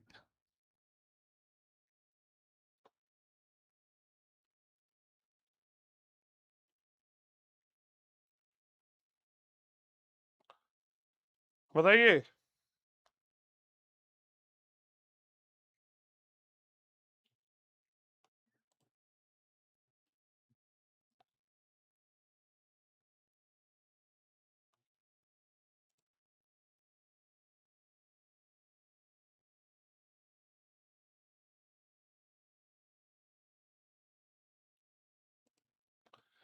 Now, state of Nagaland. Now, the state of Nagaland was formed by taking the Naga Hills and the Tuinsang area out of Assam. Clear? Now, this was carried out in 1963. Okay, and Nagaland became the 16th state of India. Second is state of Tripura. Okay, now Tripura, uh, basically, if we talk about Tripura, the union territories of Manipur and Tripura and Meghalaya had got the statehood. Okay, in 1972. Okay, ठीक है, Manipur, Tripura and Meghalaya, and Tripura had then became the 20th state of the Indian Union. Clear? Next, Goa. Now, Goa was created by separating the territory of Goa from Daman and Diu. Okay, and Goa became the 25th state, and it took place quite late in 1987. Okay. Now, when we talk about Himachal Pradesh became the 18th state of India in 1971. Clear? Okay. So, the correct answer, correct order, if we see, it is option D. Okay. Next. Consider the following articles. Article 2, 3 and 368. Which of the above articles can be used by the Parliament in order to cede a part of Indian territory to any other country?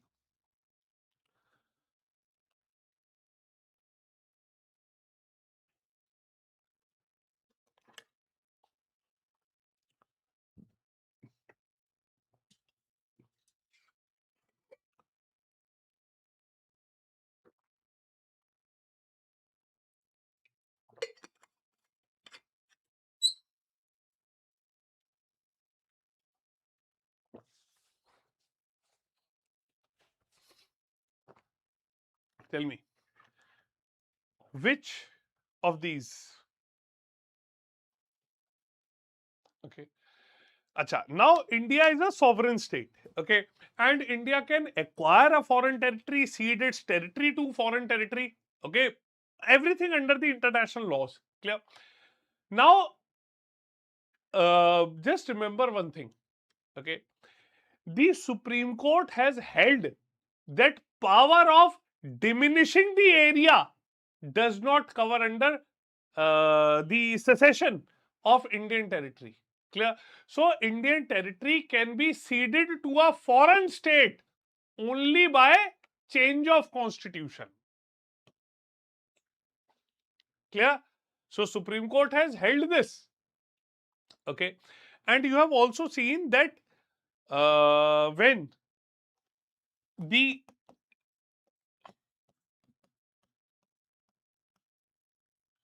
India-Bangladesh land boundary agreement had taken place, it had taken place after the 100th Constitutional Amendment Act of 2015. Clear? Okay. Acha, now question is around Article 2 and Article 3. Article 2 relates to admission or establishment of new states. Okay.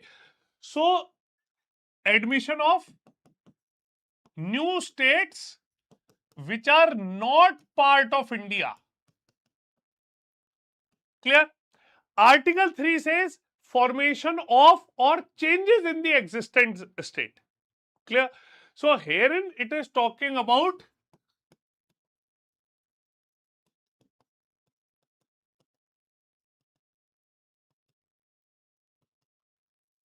internal readjustment. Clear? It is talking about the internal readjustment. Clear? So, the correct answer herein is option C, 3 only. Okay. Next. With reference to the national emergency in India, okay, which one of the following statement is correct? So, question around Article 352. An absolute majority of both houses of parliament is required to pass a resolution approving the proclamation of national emergency. B. Its imposition can be extended only for 1 year after approval. The president can proclaim it only after receiving a written recommendation from the union cabinet. D. Its revocation can be done by the prime minister with the prior approval of parliament. बताइए.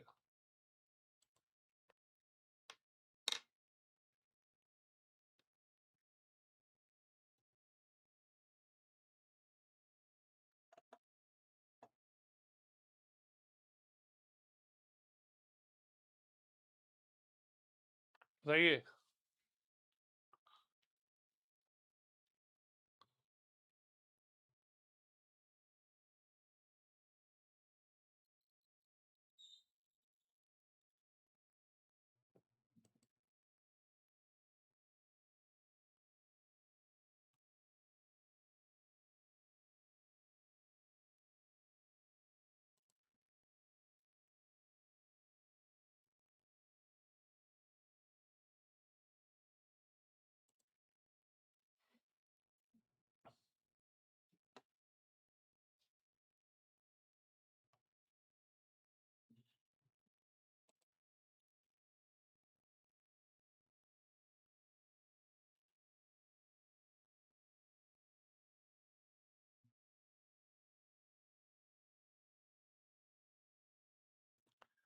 Okay.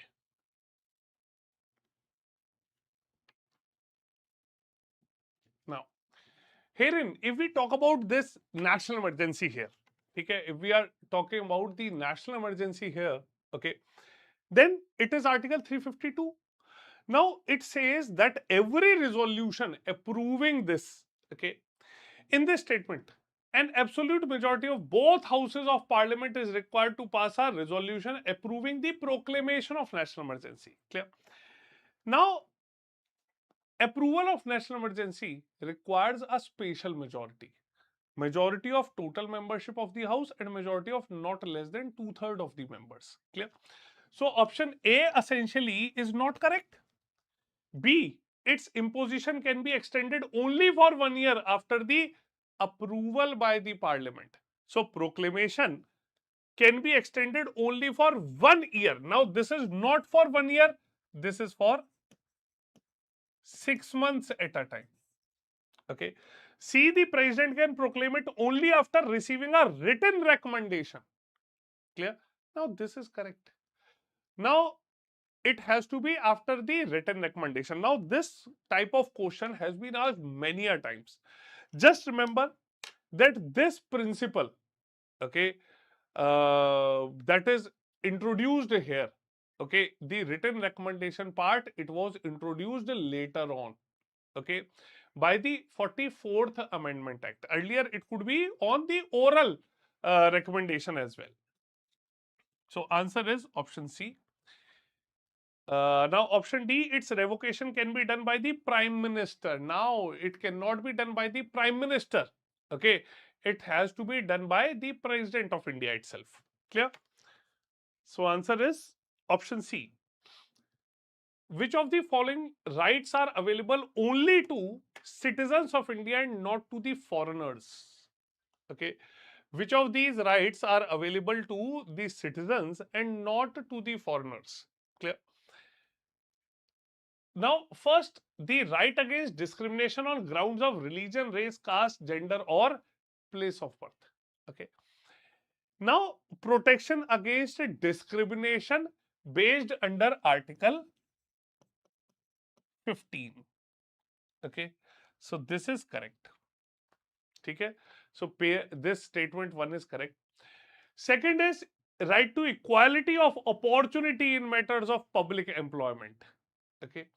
So, the question is not to the foreigners. So, this is again correct. Article 16. Okay. Now, the next comes protection of life and personal liberty. Okay. Now, when we talk about the protection of life and personal liberty, it is Article 21. Okay. Now, this is available to all. It does not segregate anything between an Indian or a foreign national. Okay. So, this is available to all. Fourth, freedom of free profession, practice and propagation of their religion. Okay. Now, when we talk about this statement also, this is also not available. Okay. Fifth, freedom of speech and expression. Now, freedom of speech and expression, if you could see, okay, expression, assembly, association, movement. Now, this is again available. Tick. So, correct answer is 1, 3 and 5. Okay. So, 1, 2 and 5. Okay. Yes, this is option D, 1, 2 and 5. Okay. Next, the term citizenship of a country most likely represents what? Okay. So, what does it represent? Citizenship of a country most likely represents what? Now, these days, the question around citizenship is very expected, very important. Okay. In the upcoming mains exam also, citizenship will be a hot topic. Okay. Recently, the controversy around citizenship and passport is very fresh. Okay. Now, citizenship, option A says place where one intends to stay permanently. No, that is not citizenship. Okay. So, citizenship is basically an arrangement between the state and the individual. Clear? So, this is a legal status as a member with associated rights and privileges. Clear? So, answer is option B. Okay. Next. Consider the following: election of president and its manner. Article 368, option 3, abolition or creation of legislative council in states. Option 4 is delimitation of constituencies. Okay, tell me.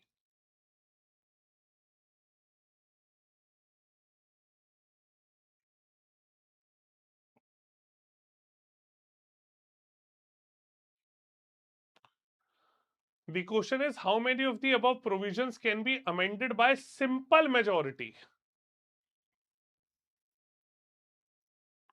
Now, when they talk about amendment by simple majority, now this is something which is outside Article 368 of the Constitution. Okay. Now, simple majority is something outside Article 368. Okay. First, election of president and its manner. Okay. This election of president and its manner, it is something that requires the majority of parliament as well as ratification by states. Okay. So this is type 2 under Article 368. Clear? Second is Article 368 itself. This is again type 2 Article 368. Third, abolition or creation of legislative council in the states. This statement is correct. Clear? Abolition or creation of legislative councils in the state can be done through simple majority itself. Okay. Delimitation of constituencies can also be done. So correct answer is only 2. Clear? Chaliye, next. Which of the following is the most important underlying principle of parliamentary form of government? Okay. Underlying principle of parliamentary form of government. So in the examination, always remember that basic questions around distinction of parliamentary form of government as well as the presidential form of government are being asked regularly. Okay. Chaliye.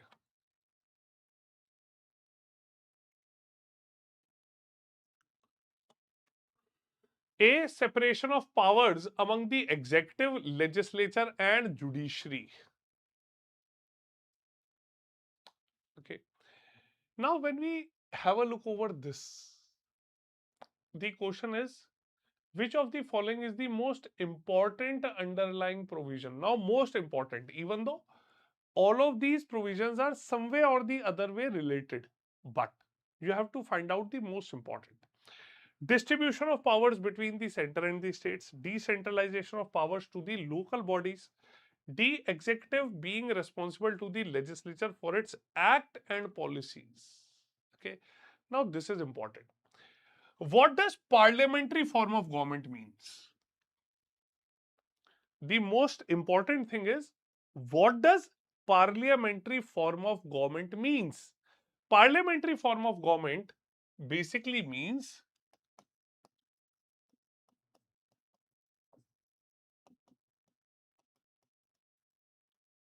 the rule of majority. Okay. The rule of majority, how the majority population shall rule, that is the parliamentary form of government. Okay. In this parliamentary form of government,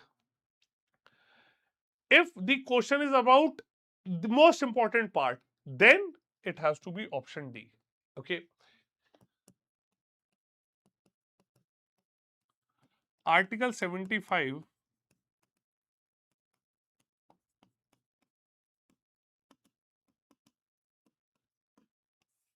collective responsibility. Clear? So Article 75 collective responsibility is the thing. Clear? Chaliye, next. Consider the following statements. The judgment of a high court are recorded for administrative purposes only and do not have any evidentiary value. Okay.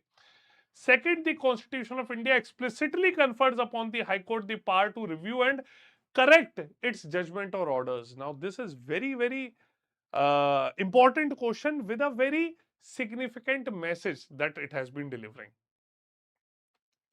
बताइए.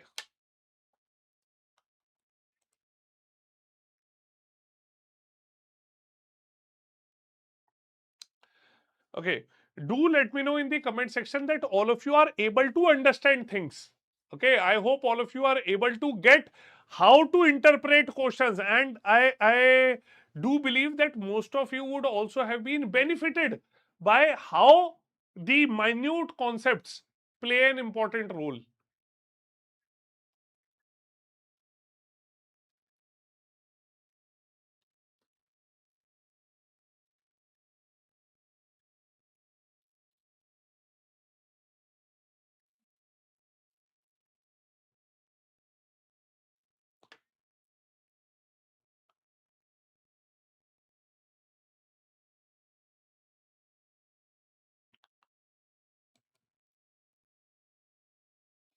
Okay.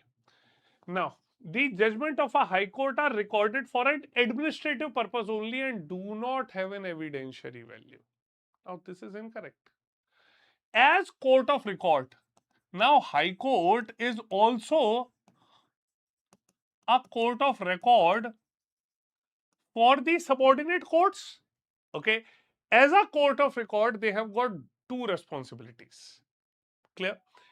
First and foremost, the judgments of High Court are recorded for administrative purposes and perpetual memory and testimony. Clear? So,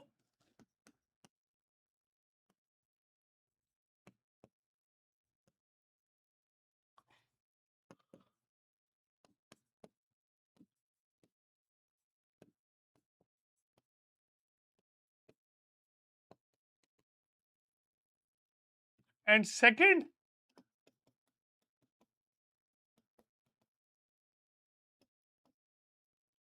they have this evidentiary value. Clear? So, you can understand how these things they pick up. Clear?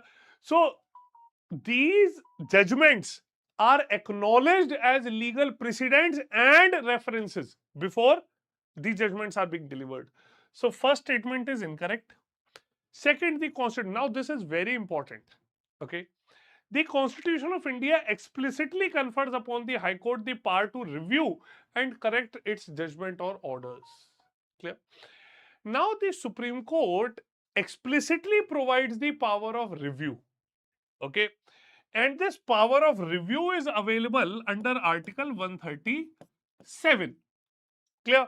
But the Constitution does not mention the power to correct its judgments or orders.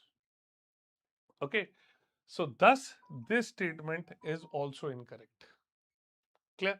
So, always remember both of these cases, half of the half of the question has been correct. Answer is option D, neither one nor two. Understood? Clear?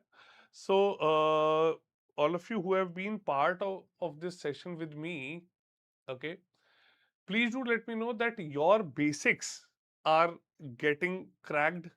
ठीक है आप वो भी the questions are your concepts are also getting resolved. Okay, you are able to revise, you are able to revisit some minute details. Okay, so if you want to revise things, if you want to understand things, then question is the best way. Okay, you also come to know about the application of the concept and also the mishaps involved around it. Clear? Next, consider the following. First, matters of admiralty and contempt of court. Second, disputes relating to the election of the members of parliament. Third, enforcement of fundamental rights of the citizens. And fourth, criminal cases involving capital punishment. Okay. In how many of the above cases can a high court directly hear a case in the first instance and not necessarily by a way of appeal? So previously we had seen the questions around original jurisdiction of the Supreme Court. Now the question is around the original jurisdiction of the High Courts.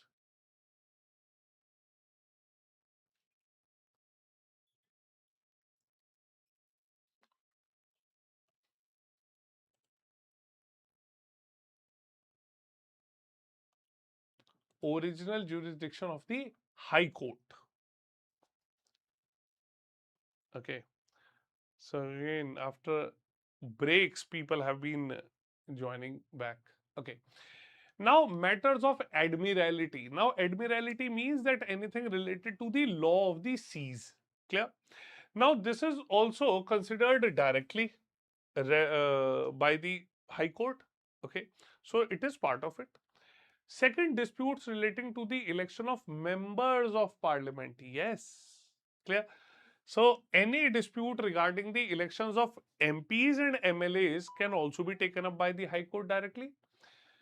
Third, enforcement of fundamental rights of the citizens. Yes, that can also be taken up. Fourth, criminal cases involving capital punishment. Okay. Now, when we talk about the capital punishment, for capital punishment, always remember one thing, that the lowest authority to grant capital punishment was the Sessions Court. Clear? But before 1973, Calcutta, Bombay and Madras High Court had original criminal jurisdiction, which was abolished by the Criminal Procedure Code of 1973. Clear? So, this statement is partially correct. Okay. Why? Herein, since we have been asking about the appeal. Clear? Now, the capital punishment, if it has been given by a sessions court, it will go to the High Court for confirmation. Clear? So, in a way, this statement is incomplete, or we can say it is partially correct. Okay. But overall, if it has to be done, only 3 statements are absolutely correct. Understood? Next. Consider the following statements. Article 323A pertains to the establishment of tribunals for public service matters only. Under Article 323A, both Parliament and state legislatures can establish tribunals for matters within their legislative competence. Article 323B permits the creation of a hierarchy of tribunals at both the center and state levels. Now, which of these statements are correct?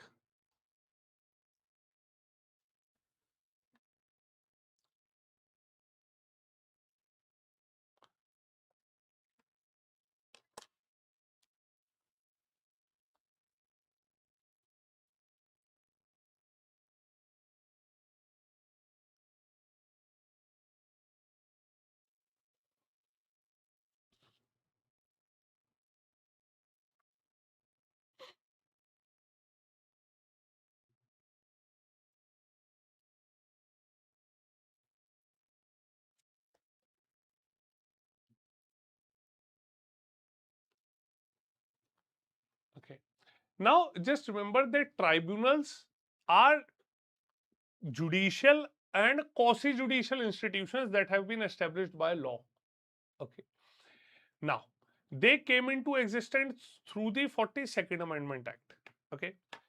Now, under Article 323A, it pertains specially to establishment of tribunals for public service matters only. Clear? So, this is correct. Okay. Now, under Article 323A, both Parliament and state legislature can establish.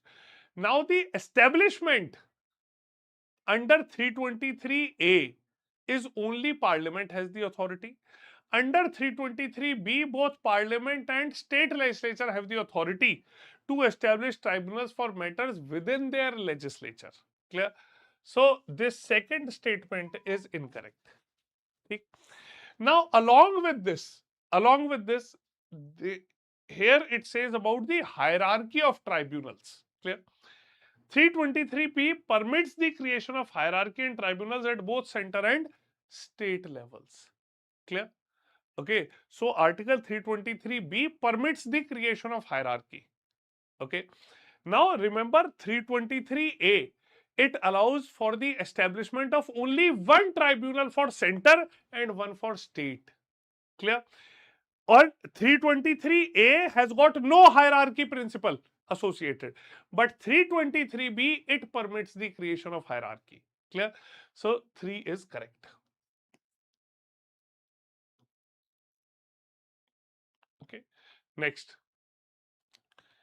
With reference to the Central Administrative Tribunal, consider the following statement. It has original jurisdiction over recruitment and service matters for all India services. It is guided by principle of natural justice. Third, an appeal against its order can be filed only in the Supreme Court.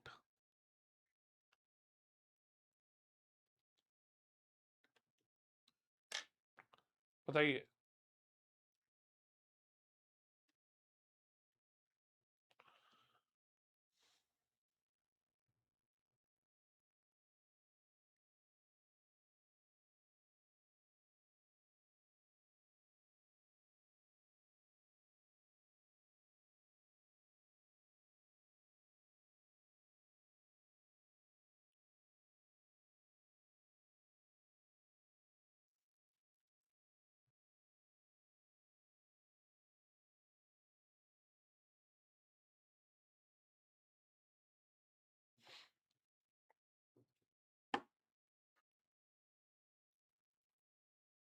Okay.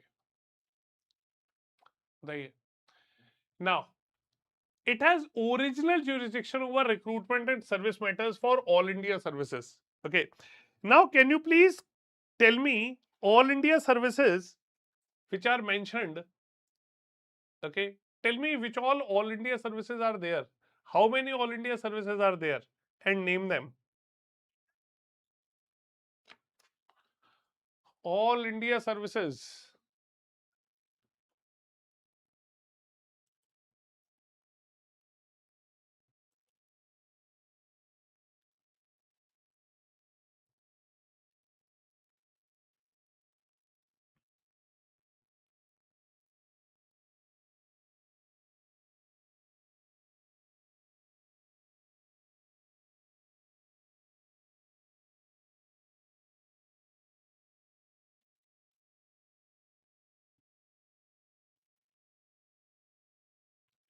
Say, okay. Now, when we talk about the all India services, it is the IAS, IPS, and the forest services that we are discussing. Okay. It has exclusive jurisdiction, that is correct. Second, it is guided by the principle of natural justice. Okay, so it operates upon the principle of natural justice. Okay, a very nominal fees of 50 rupees is charged. Okay, an appeal against its order can be filed only in the Supreme Court. Clear? Now, this statement is essentially incorrect. Okay. Now, when we talk about this, the appeal against the orders of CAT can also lie before the division bench of respective High Court. Okay. So, it has to approach the High Court, not directly the Supreme Court.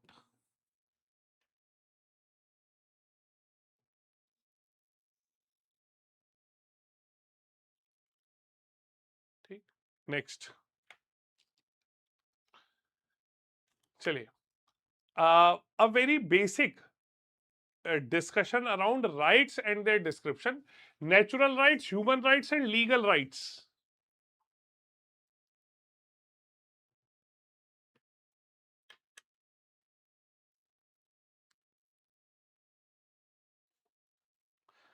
बताइए. Natural rights. Now, when we talk about natural rights, okay, these are basically, this concept has evolved in the previous eras, okay, around 17th, 18th centuries, okay. Political experts had talked about natural rights. Clear? So, these are basically the rights that are inherent to all individuals since their birth. Clear? So this concept, it challenges the arbitrary state powers. Clear? And it aims to protect the individual freedom of an individual. ठीक? Next, human rights. Okay.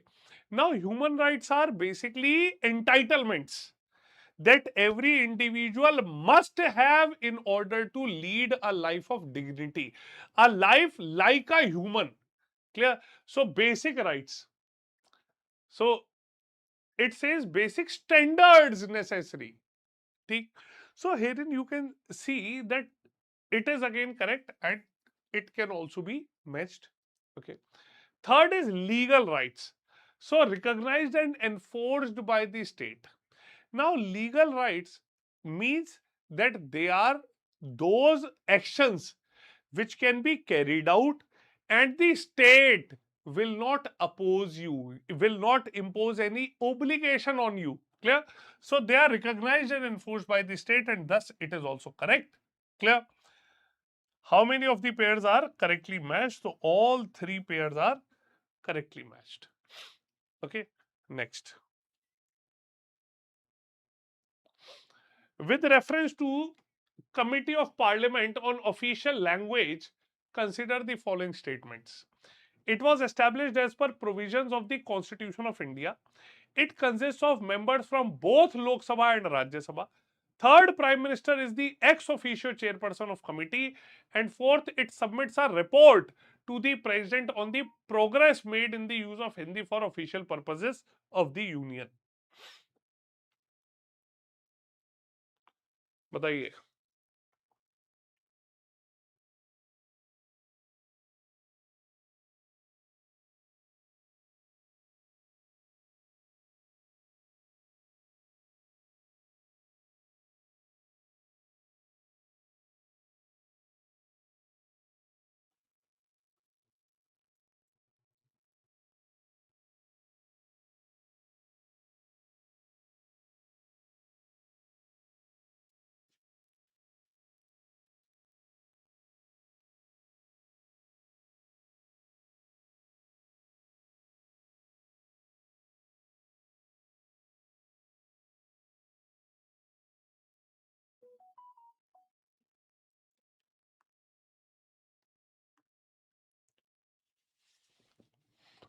Okay. Now, when we talk about such a thing, it talks about the Official Languages Act. Okay. Now, the Official Languages Act has provided for the setting up of a Committee of Parliament on Official Language. And this Committee of Parliament on Official Language has its ultimate objective to review the progress that has been made in the use of Hindi language for official purpose of the Union. Clear? Now, by this, the committee was then set up in 1976. Okay, the official committee. It was set up in 1976. So, first statement, it was established as the provisions of the Constitution of India. Now, this is incorrect. It is not as per the provisions. It is as per the Official Languages Act of 1963.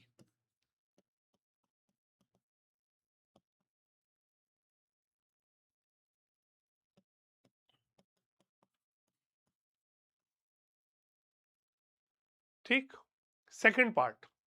Now, this committee comprises it consists of members from both Lok Sabha and Rajya Sabha. ठीक? Now, this committee comprises of total 30 members. 20 from Lok Sabha and 10 from Rajya Sabha. ठीक? Third, Prime Minister is the ex officio chairperson of this committee. ठीक? Now, in this committee, we have seen, okay, that in majority of committees, usually the Prime Minister is not part of. Clear? Now the chairperson of this committee is elected by the members of the committee itself. And as a convention, Union Home Minister is usually elected. Clear? So it is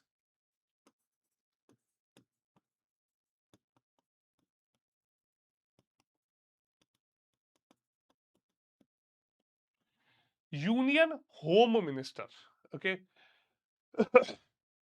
Fourth, it submits a report to the president on the progress made in the use of Hindi for official purpose of the union. Okay. Now, in this situation, you can see that this statement stands correct. Okay. So, answer herein is option B, 2 and 4. Clear? So, this committee submits a report to the President of India making recommendation and the President shall cause the report to be laid before each House of Parliament and shall also be sent to all the state governments. Clear?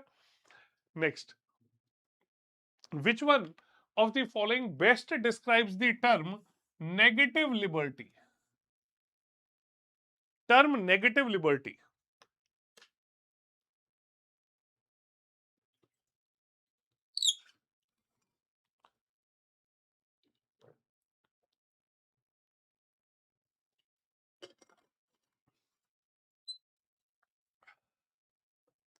Now, this concept of negative liberty and positive liberty, they are very essential concepts of political theory.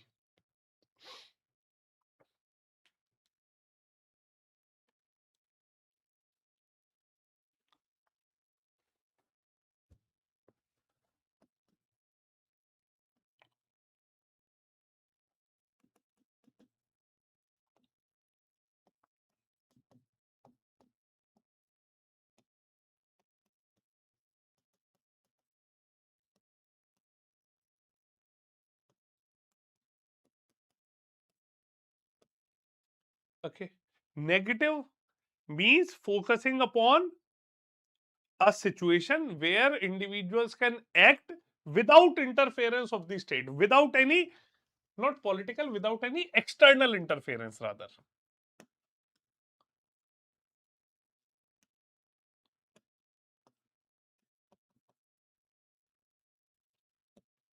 See, now this positive theory, okay, it is majorly upon the concept of freedom.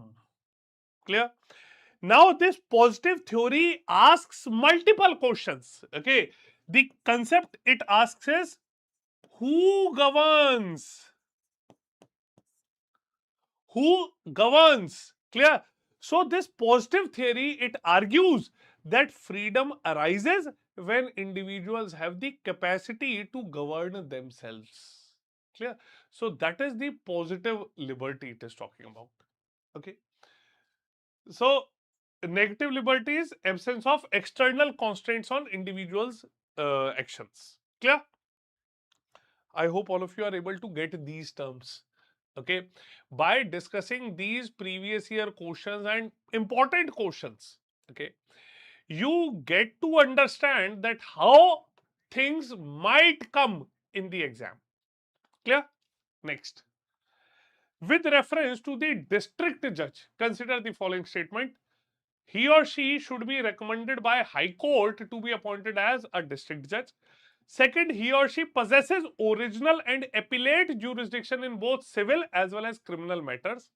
Third, he or she exercises supervisory jurisdiction over all the subordinate courts in the district.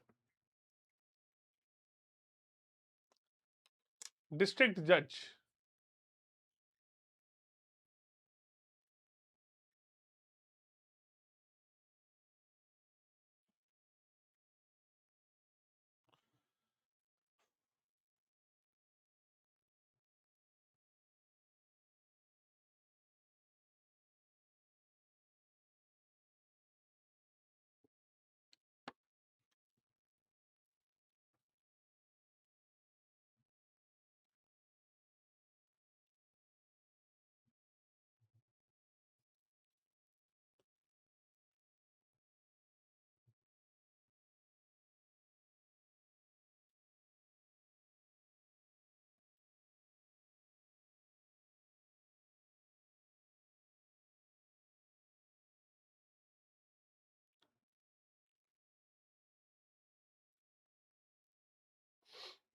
Okay. Now, with reference to district judge, consider the following. First, he or she should be recommended by High Court to be appointed as district judge. Okay.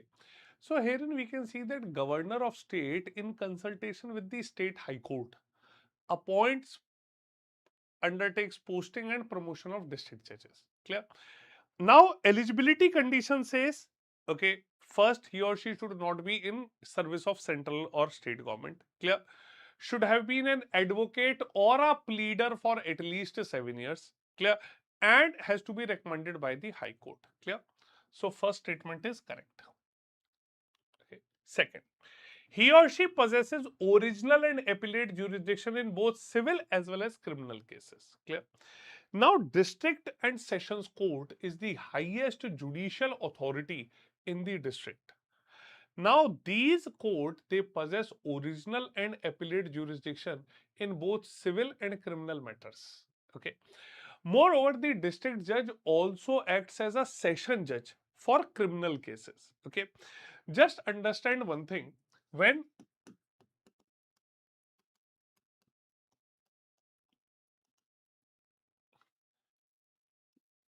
an individual is uh, supervising civil cases, he or she is known as a district judge.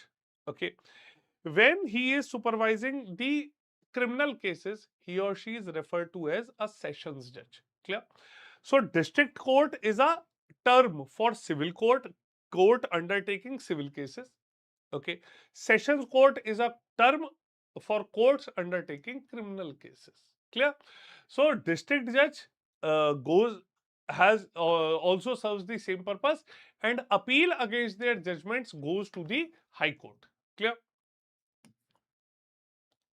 Third, he or she exercises supervisory jurisdiction over all the subordinate courts in the district. Clear? Now, district judge shall exercise judicial as well as administrative powers. He also has got supervisory powers over all courts established in the district. Clear? So, third is again correct. Answer is option D, 1, 2, and 3. Okay. Next, consider the following statements. An individual cannot be compelled to give a thumb impression during an investigation. Statement 2, no person accused of any offense can be compelled to be a witness against himself. बताइए.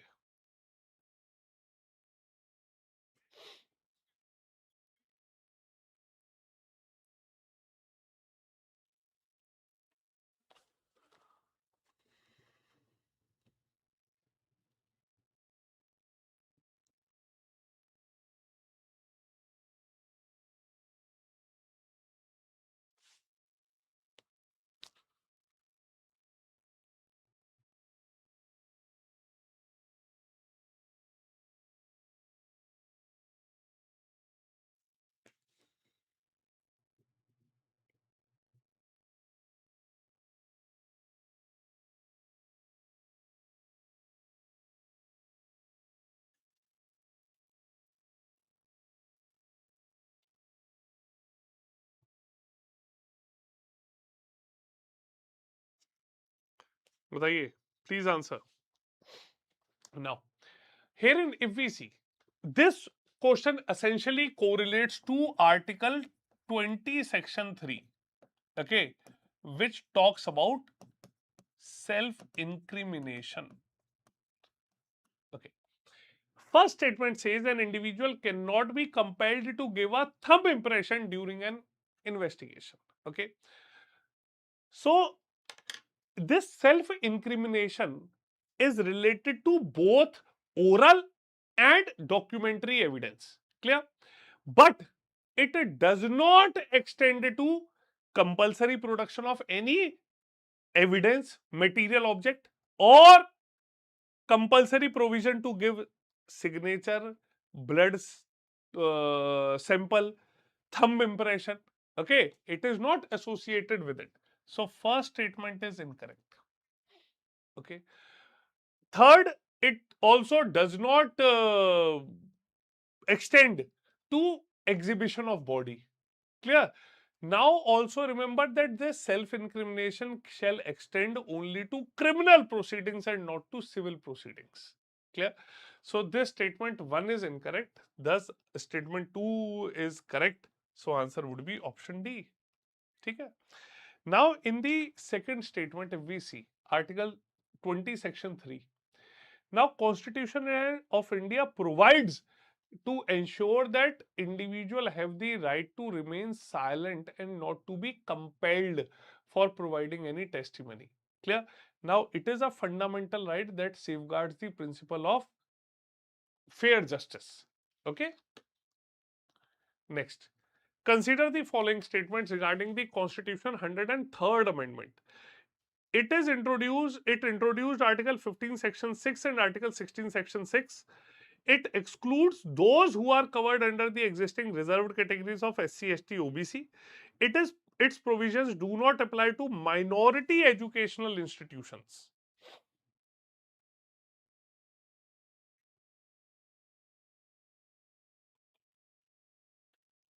बताइए भाई, tell me.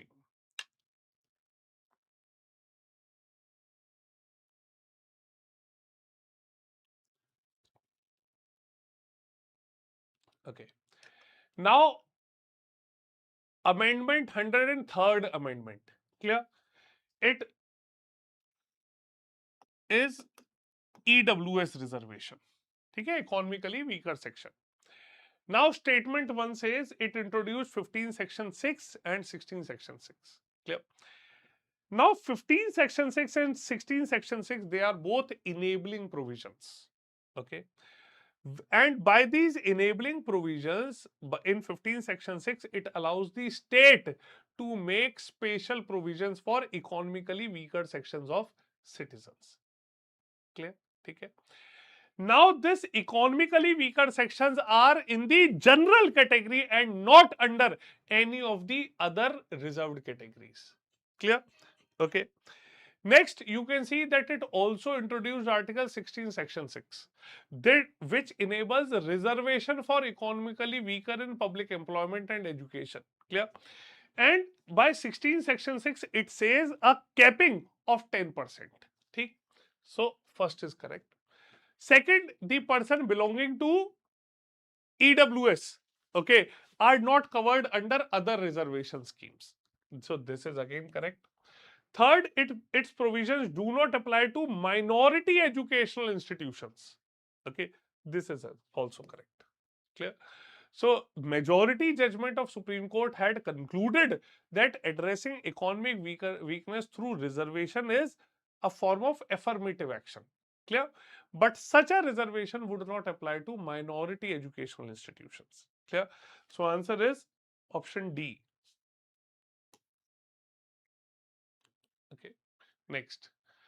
Which one of the following can authorize the use of Hindi or other official language of state in the proceedings in the High Court of that state?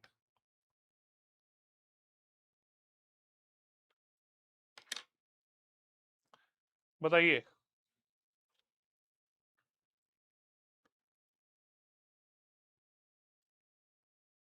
Tell me.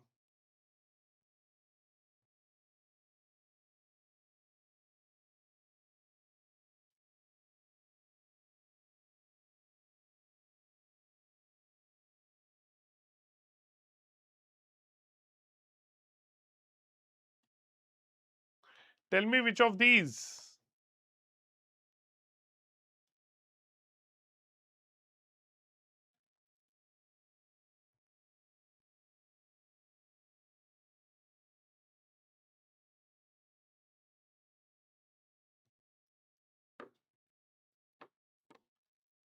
Okay. Now, as all of you know, that Constitution of India states that until Parliament provides or otherwise, okay, the proceedings have to be in English language only. Where? All proceedings in Supreme Court and every High Court. Clear? The authoritative text of the bills, bylaws, ordinances, and all of such things. Clear? Now, in this situation, if we see, it is option C, the governor of the state. Okay? So, the governor of state, with the previous consent of the President of India, can authorize the use of Hindi or any other official language in the state. Okay, but this would not apply with respect to judgment, decrees and orders passed by the High Court. Clear? So judgment, decrees, orders जो हैं, they will remain in English only. Okay, unless and until the Parliament declares something else. Clear? Okay, so remember, the proceedings can be undertaken in any other language, but order, decrees, they will all remain in English only in the state high court. Okay. Next, The Constituent Assembly of India was a, tell me,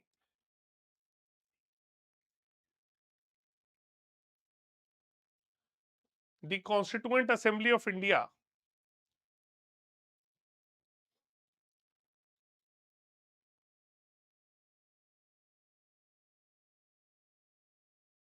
Okay, so this is quite easy. It was partly elected and partly nominated body. Okay, total of 389 members, 296 coming from the British India and 93 from princely states. Clear? Okay. Next. Which of the following is correctly regarding the objective resolution adopted by the Constituent Assembly of India in January 1947?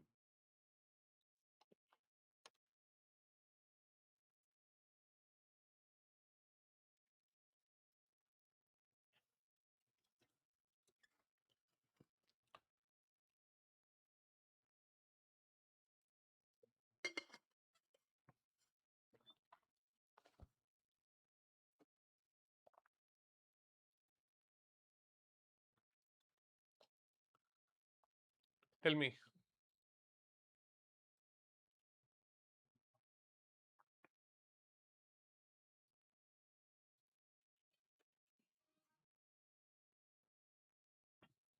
Okay. Now the objective resolution which was moved by Nehru ji, okay, in December on December 13, 1946. Clear? And the Constituent Assembly had adopted it on 22nd January 1947. Clear? Now that objective resolution was what? Okay. Later on, we can see that objective resolution had been later transformed. At the time of adoption of the Constitution, it was adopted as Preamble. It was adopted as the Preamble. Clear? So, it had declared India to be an independent, sovereign, and republic. Now, this is a very you know how language has been twisted in this. Clear? It has declared what India would be, the nature of country. India would be independent, sovereign, and republic. Clear? With a vision of justice, equality. Clear? So you can see that this was how it was envisioned then. Clear? Chaliye, next. Which of the following functions were performed by the Constituent Assembly of India? Now, in today's session, I have essentially covered questions around all important and regularly asked topics.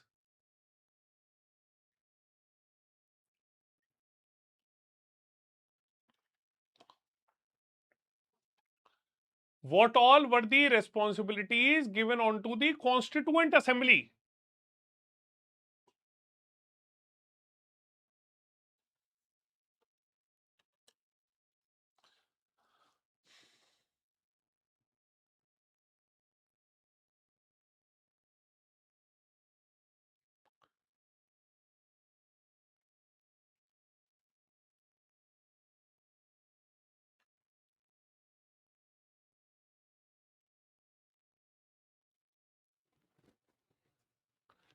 Responsibilities of the Constituent Assembly.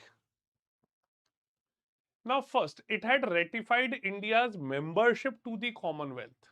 Okay, so this point one is correct.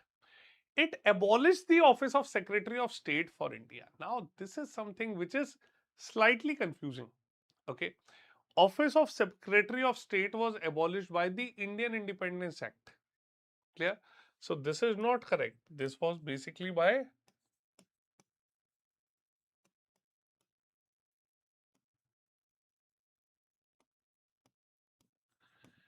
Indian Independence Act. Okay.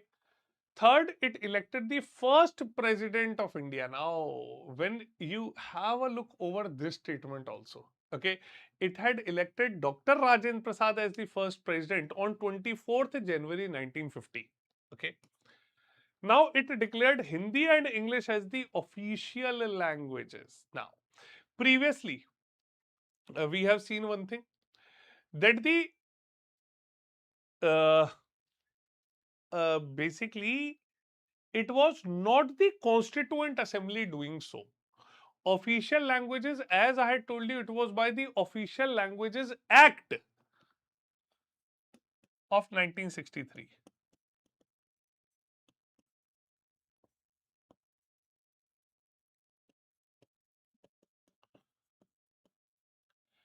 Fifth, it had adopted the national flag. Clear? So it had adopted the national flag on 22nd January 1947.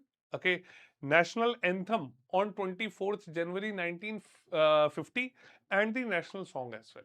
Clear? So this is again correct. Acha. So national flag was basically on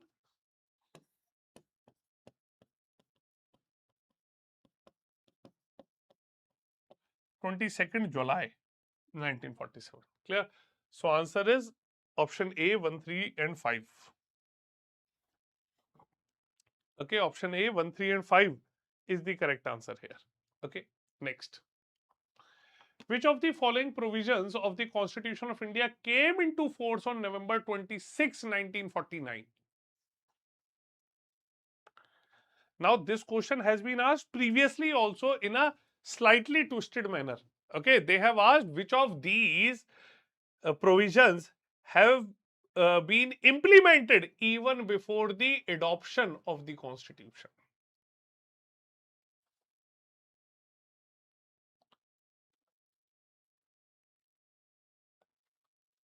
Okay, चलिए, mark it.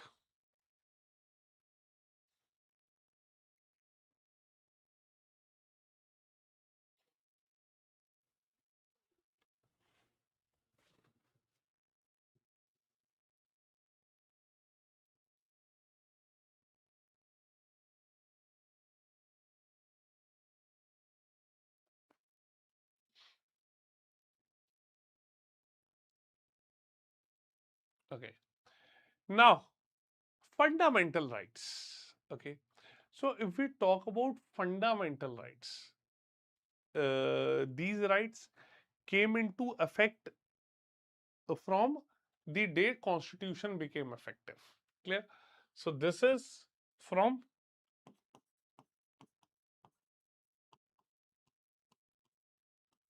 26 January 1950.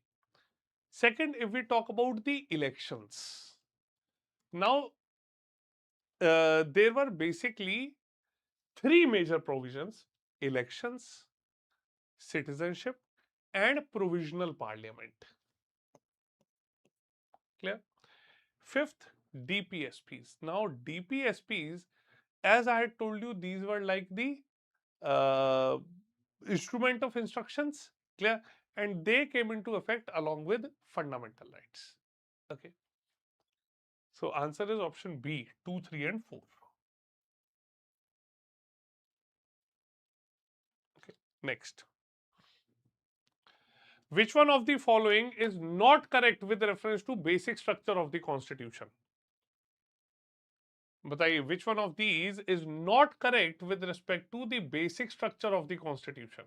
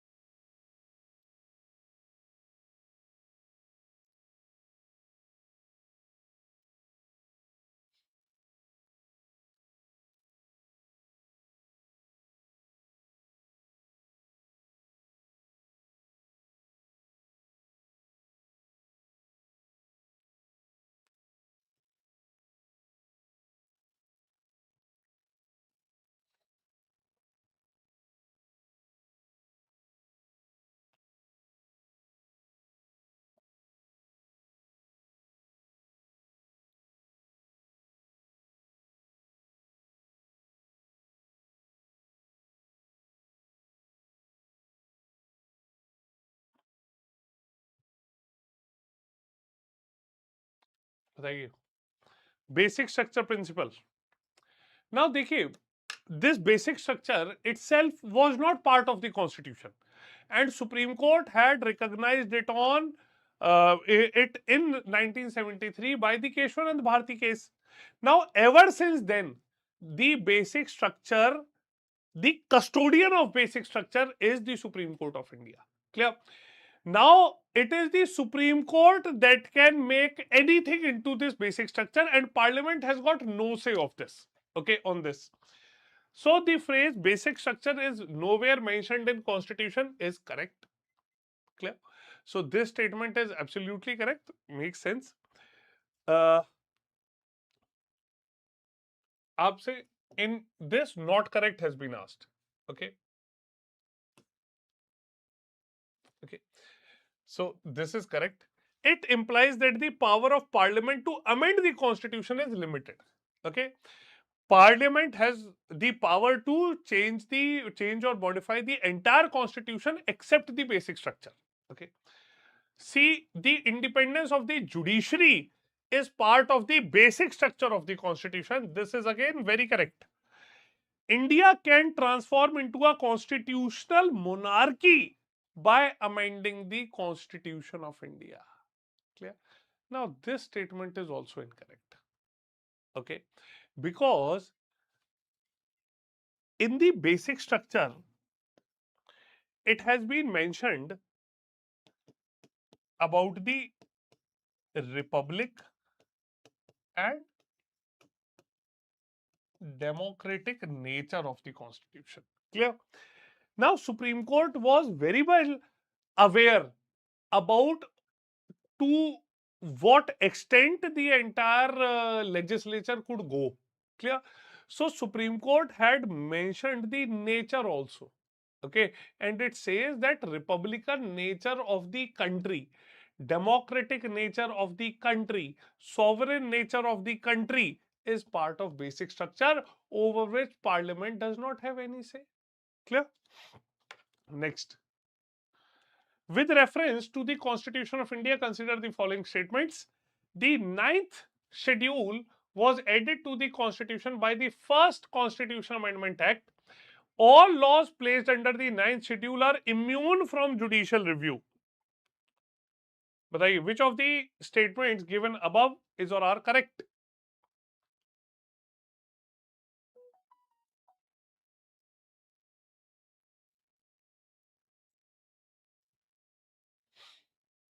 बताइए, which of these?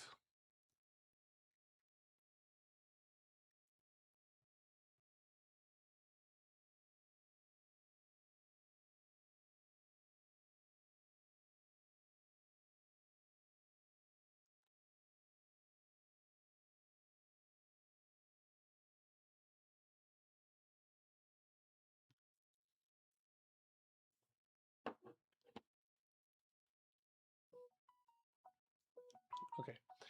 Now, when we talk about this, the ninth schedule was added to the Constitution by the First Amendment Act. That is correct. Okay. Ninth schedule, which contains a list of central and state laws that cannot be challenged in courts, it was added by the First Amendment of 1951. Okay. Now, this First Amendment of 1951 had added around 13 laws to the schedule. Okay, and subsequent amendments have taken the proposed numbers protected laws to 284. Clear? So first statement is absolutely correct. Second, all laws placed under ninth schedule are immune from judicial review. Okay. Now, if we see that in a very prominent judgment which was given in the IR Coelho case. Okay, in the IR Coelho case, a prominent judgment was given by Supreme Court in 2007. Okay, now wherein the Supreme Court had ruled that there could be no blanket ban, blanket immunity from judicial review. Okay, so under 9th schedule, there cannot be any blanket immunity given to anything. Okay, and the court has upheld only the basic uh, structure as something that is immune. And second thing, they have said that judicial review is basic feature of the constitution and could not be taken away. Clear? So under this judgment, the Supreme Court has very clearly said that laws placed under 9th schedule after 24th April 1973 are open to be challenged. Clear? And 24th April 1973 is the date on which the basic structure principle evolved. Okay, the judgment of Keshwanand Bharati case was given. Clear? So this second statement is incorrect. Okay, so answer is option A, 1 only. Next, consider the following statements. The property and income of a state derived from sovereign functions are exempted from central government taxation. Second, the property and income of local authorities situated within a state are exempted from central government taxation. Third, the central government can impose an excise duty on goods on uh, excise duty on goods produced or manufactured by a state. Okay, बताइए.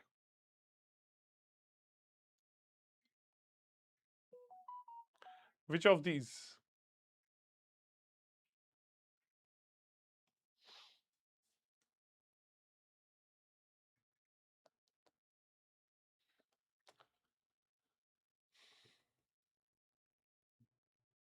Now remember one thing. Statement 1 says the property and income of a state derived from sovereign functions are exempted from central government taxation. Now this is fine. Okay, sovereign functions or even commercial functions, they are allowed, but the center can tax the commercial operations if parliament says that they have to be taxed. Clear? So this statement is correct, but if the parliament makes a law saying the central government can tax the income of state, then it will do so. Okay. Second, the property and income of local authorities situated within a state are exempted from central government taxation. Okay. Now, property and income of local authorities situated within a state, okay, are not exempted. Clear? So, this second statement is incorrect. They are not exempted. Third, the central government can impose an excise duty on goods produced or manufactured by the state. Okay. Now, in this statement, you can also understand one thing. Now, this was basically a what we can say, it was an advisory opinion. Okay, and it says that the immunity granted to a state in respect of central taxation does not extend to the duties of custom to the custom duties or the excise duties. Clear? So on an excise duty on goods produced or manufactured by the state, the central government can impose a custom duty. Clear? So this third statement is again correct. It can impose. So answer is option B, only 2. Okay. Next.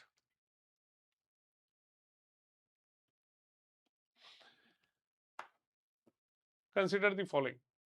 Now, first, they are not overseas citizen of India. Now, they are not eligible to be elected as member of parliament. Second, they are allowed to acquire agricultural land in India. Third, their OCI registration can be cancelled if they violate a law in India. Now, just remember one thing. Whenever you are discussing questions around the citizenship, NRI or OCI, whatever comes to your mind, always remember these overseas citizens of India are not Indian citizens. Clear? They do not hold Indian passport. Clear? So we can understand that these are foreign nationals of Indian origin.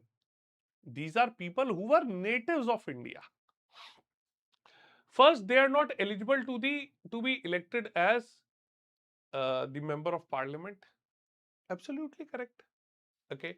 Since they are not citizens of India, they cannot be appointed as elected as the member of parliament. Okay. Second, they are allowed to acquire agricultural land in India. Okay. Now, these are basically uh, some, you can understand it is more of an investment. Clear? So, whosoever is a registered overseas citizen of India, okay, can stay for any length in India, okay, and it is given all provisions regarding these similar facilities, okay. So they can invest in economic purposes, financial, educational field, okay, except in the matter relating to the acquisition of agricultural land or farmhouses. Clear? Okay. So they are not allowed. They are not allowed to acquire agricultural land in India or farmhouses. Okay. So it is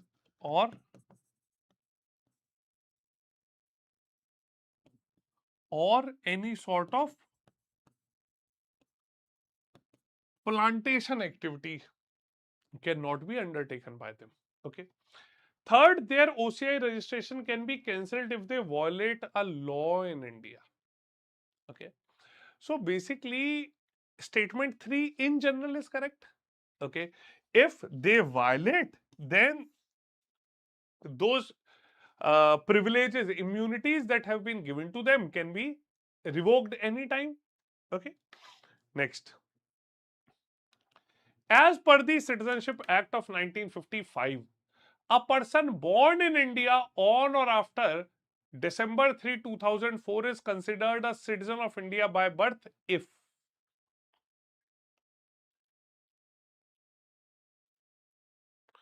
now this questions around citizenship are very important. Why it becomes important? Because they are solely rote learning based. Okay. In exam, you will have these statements. Okay. These statements would correspond to the way of acquiring citizenship, and then you have to answer. Clear? Moreover, these dates, okay, the dates like the 3rd December 2004, 1st July 1987, these all are the dates on which these provisions have been amended. Clear? Okay. So if it has to be by birth, the correct answer is both parents are citizen in India, or one parent is a citizen and the other is not an illegal migrant. Understood? So in this act, just remember one thing. Initially, when it was created, it said somebody born in India, okay, regardless of parents' nationality, was given Indian citizenship by birth. After 1st July 1987 to 3rd December 2004, they considered only if one of the parent was citizen of India at the time of birth. After 3rd December 2004, these provisions were made. Clear? Either both parents have to be Indian citizens, or one has to be Indian citizen and the other should not be an illegal migrant. Clear? So in this situation, it is the option D that is the correct answer. Okay. Next, consider the following statements with regard to Article 34. It provides for restrictions on fundamental rights while martial law is in force. Second, declaration of martial law suspends the writ of habeas corpus. बताइए.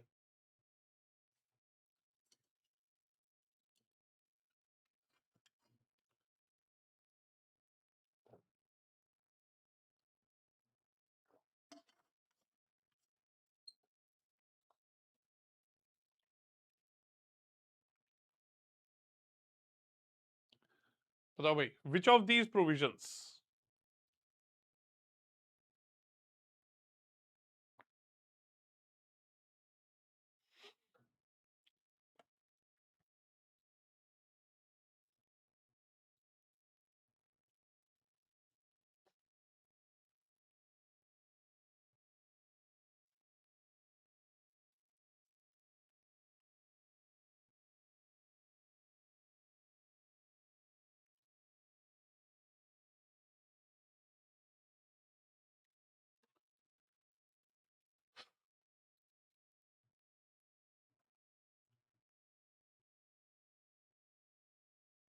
Just see. Now, Article 34 talks about restriction on fundamental rights. Okay. And that restriction while the martial law is in force. Okay. Moreover, it empowers the parliament to indemnify any government servant or any person for any act done by him or him in connection to maintenance of security or restoration of law and order while the martial law was in force in that area. Clear? Now, statement 1, it provides for the restriction of fundamental rights while martial law is in force. So, first statement is technically correct. Second, the declaration of martial law suspends the writ of habeas corpus. Okay. Now, Supreme Court has held that the declaration of martial law does not result in the suspension of writ of habeas corpus. Okay. However, during the martial law, the military authorities shall impose restriction and regulations on the rights of civilians. Okay. The military can punish the civilian and can even condemn them to death. Clear? So statement 2 is not correct. Okay, so answer is option A, 1 only. Clear? Chaliye, moving ahead. Next. Consider the following fundamental rights: right to equal protection of laws, right against discrimination on basis of race, religion, place of birth or caste, etc. Third, right to freedom of speech and expression. Fourth, right against untouchability. Fifth, right to freedom of religion. How many of the above are protected only against the action of state and not against the actions of private individuals?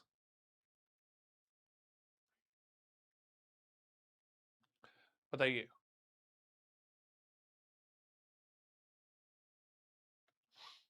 Right to equal protection of laws. Okay, so that is Article 14, which is absolutely correct. That protects us. Second, right against discrimination on the basis of race, religion, place of birth, or caste, etc. Clear? So, Article 15, okay, it provides that state shall not discriminate against any citizen. Okay, but this right protects against the action of state as well as those of private individuals. So, this is incorrect. Third, right to freedom of speech and expression. Now, Article 19. Clear? So, this Article 19, it protects against the actions of both states and private individuals. Okay. Fourth, right against untouchability. Now, again, if you could understand here, okay, untouchability has been a forbidden practice. Clear? So, against state as well as the individuals. Clear? And right to freedom of religion. Okay, so this is Article 25. Now, this protects only against the actions of state. Clear? So, answer is option 1 and option 5. Understood? Next. In context of the Constitution of India, the phrase reasonable restriction most importantly refers to what? Reasonable restrictions.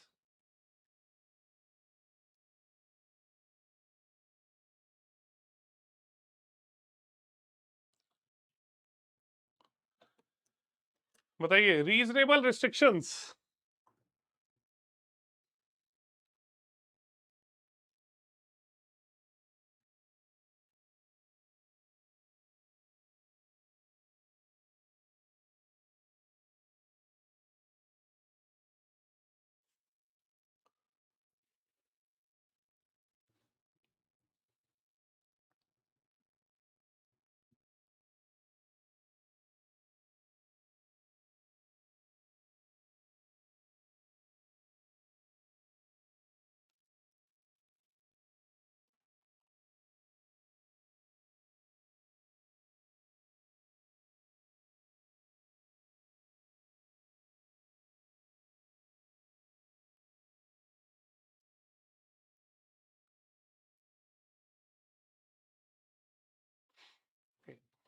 Now, when we talk about reasonable restrictions, okay, now fundamental rights, now when we talk about India, fundamental rights are not absolute and they are subject to reasonable restrictions. Okay, this is the phrase that we have heard. Now, this reasonable restriction, it means limitation imposed upon a person's enjoyment of these rights. Clear? Now, this restriction shall not be arbitrary in nature. Okay, it has to be logical, it has to be rational. Clear? Thus, they strike a balance between the rights and the society. Clear? So, restrictions imposed on powers of executive, limitations imposed by judiciary. Answer is limitations imposed on fundamental rights of an individual. Clear? So, it is about this. Okay. Now, moving on to the last question of today's session. Okay. And I'll also share some 5 questions with you as the homework. Okay. And I'll give the PDF of this on my Telegram channel, Sharan Mudgal _ StudyIQ. Clear? So on this, I'll share the Telegram. So please do join this. Okay. The channel has been called Defense Decoded. Understood? So you can share. So now the last question for today. Consider the following statements regarding the reservation of scheduled caste and scheduled tribes in public posts. The Constitution of India confers a fundamental right for SCs and STs in the matter of promotions in public post. Second, the reserved category candidates retain consequential seniority over general category candidates in promotion. ठीक? चलिए. Now, having a look over this, okay, in this statement, if we see, the Constitution of India confers a fundamental right for SCs and STs in the matter of promotions in public post. Okay. So, if we have a look here, now Article 16 provides for equality of opportunity for all citizens in matter of employment. Clear? Article 16, Section 4 and 16(4)(a) are enabling provisions for SCs and STs. Clear? So, a state cannot be compelled to provide reservation in promotion. Okay. If the state wishes to exercise its discretion and make such a provision, state has to collect a quantifiable data. Okay. So, Constitution of India does not confer a fundamental right for SCs and STs. Okay. It is more like an enabling clause. Okay. Second, the reserved category candidates retain consequential seniority over general category candidates in promotions. Clear? Now, this is essentially correct. Okay. Now, we can see by the 85th Amendment Act 2001, it made a modification and they introduced a provision called consequential seniority. Okay. This consequential seniority allows the reserved category candidate to retain seniority over general candidates. Okay. Means if a reserved category candidate is promoted before a general category one, okay, then because of reservation in promotion, for the subsequent promotion, the reserved candidate will be given seniority. Clear? So, second statement herein is correct, first is incorrect. The answer is option B, 2 only. Clear? Okay. Chaliye. So this was essentially all from my side today in this session. Okay. Now, before ending off with this session, let me remind you of a very, very important thing. Okay.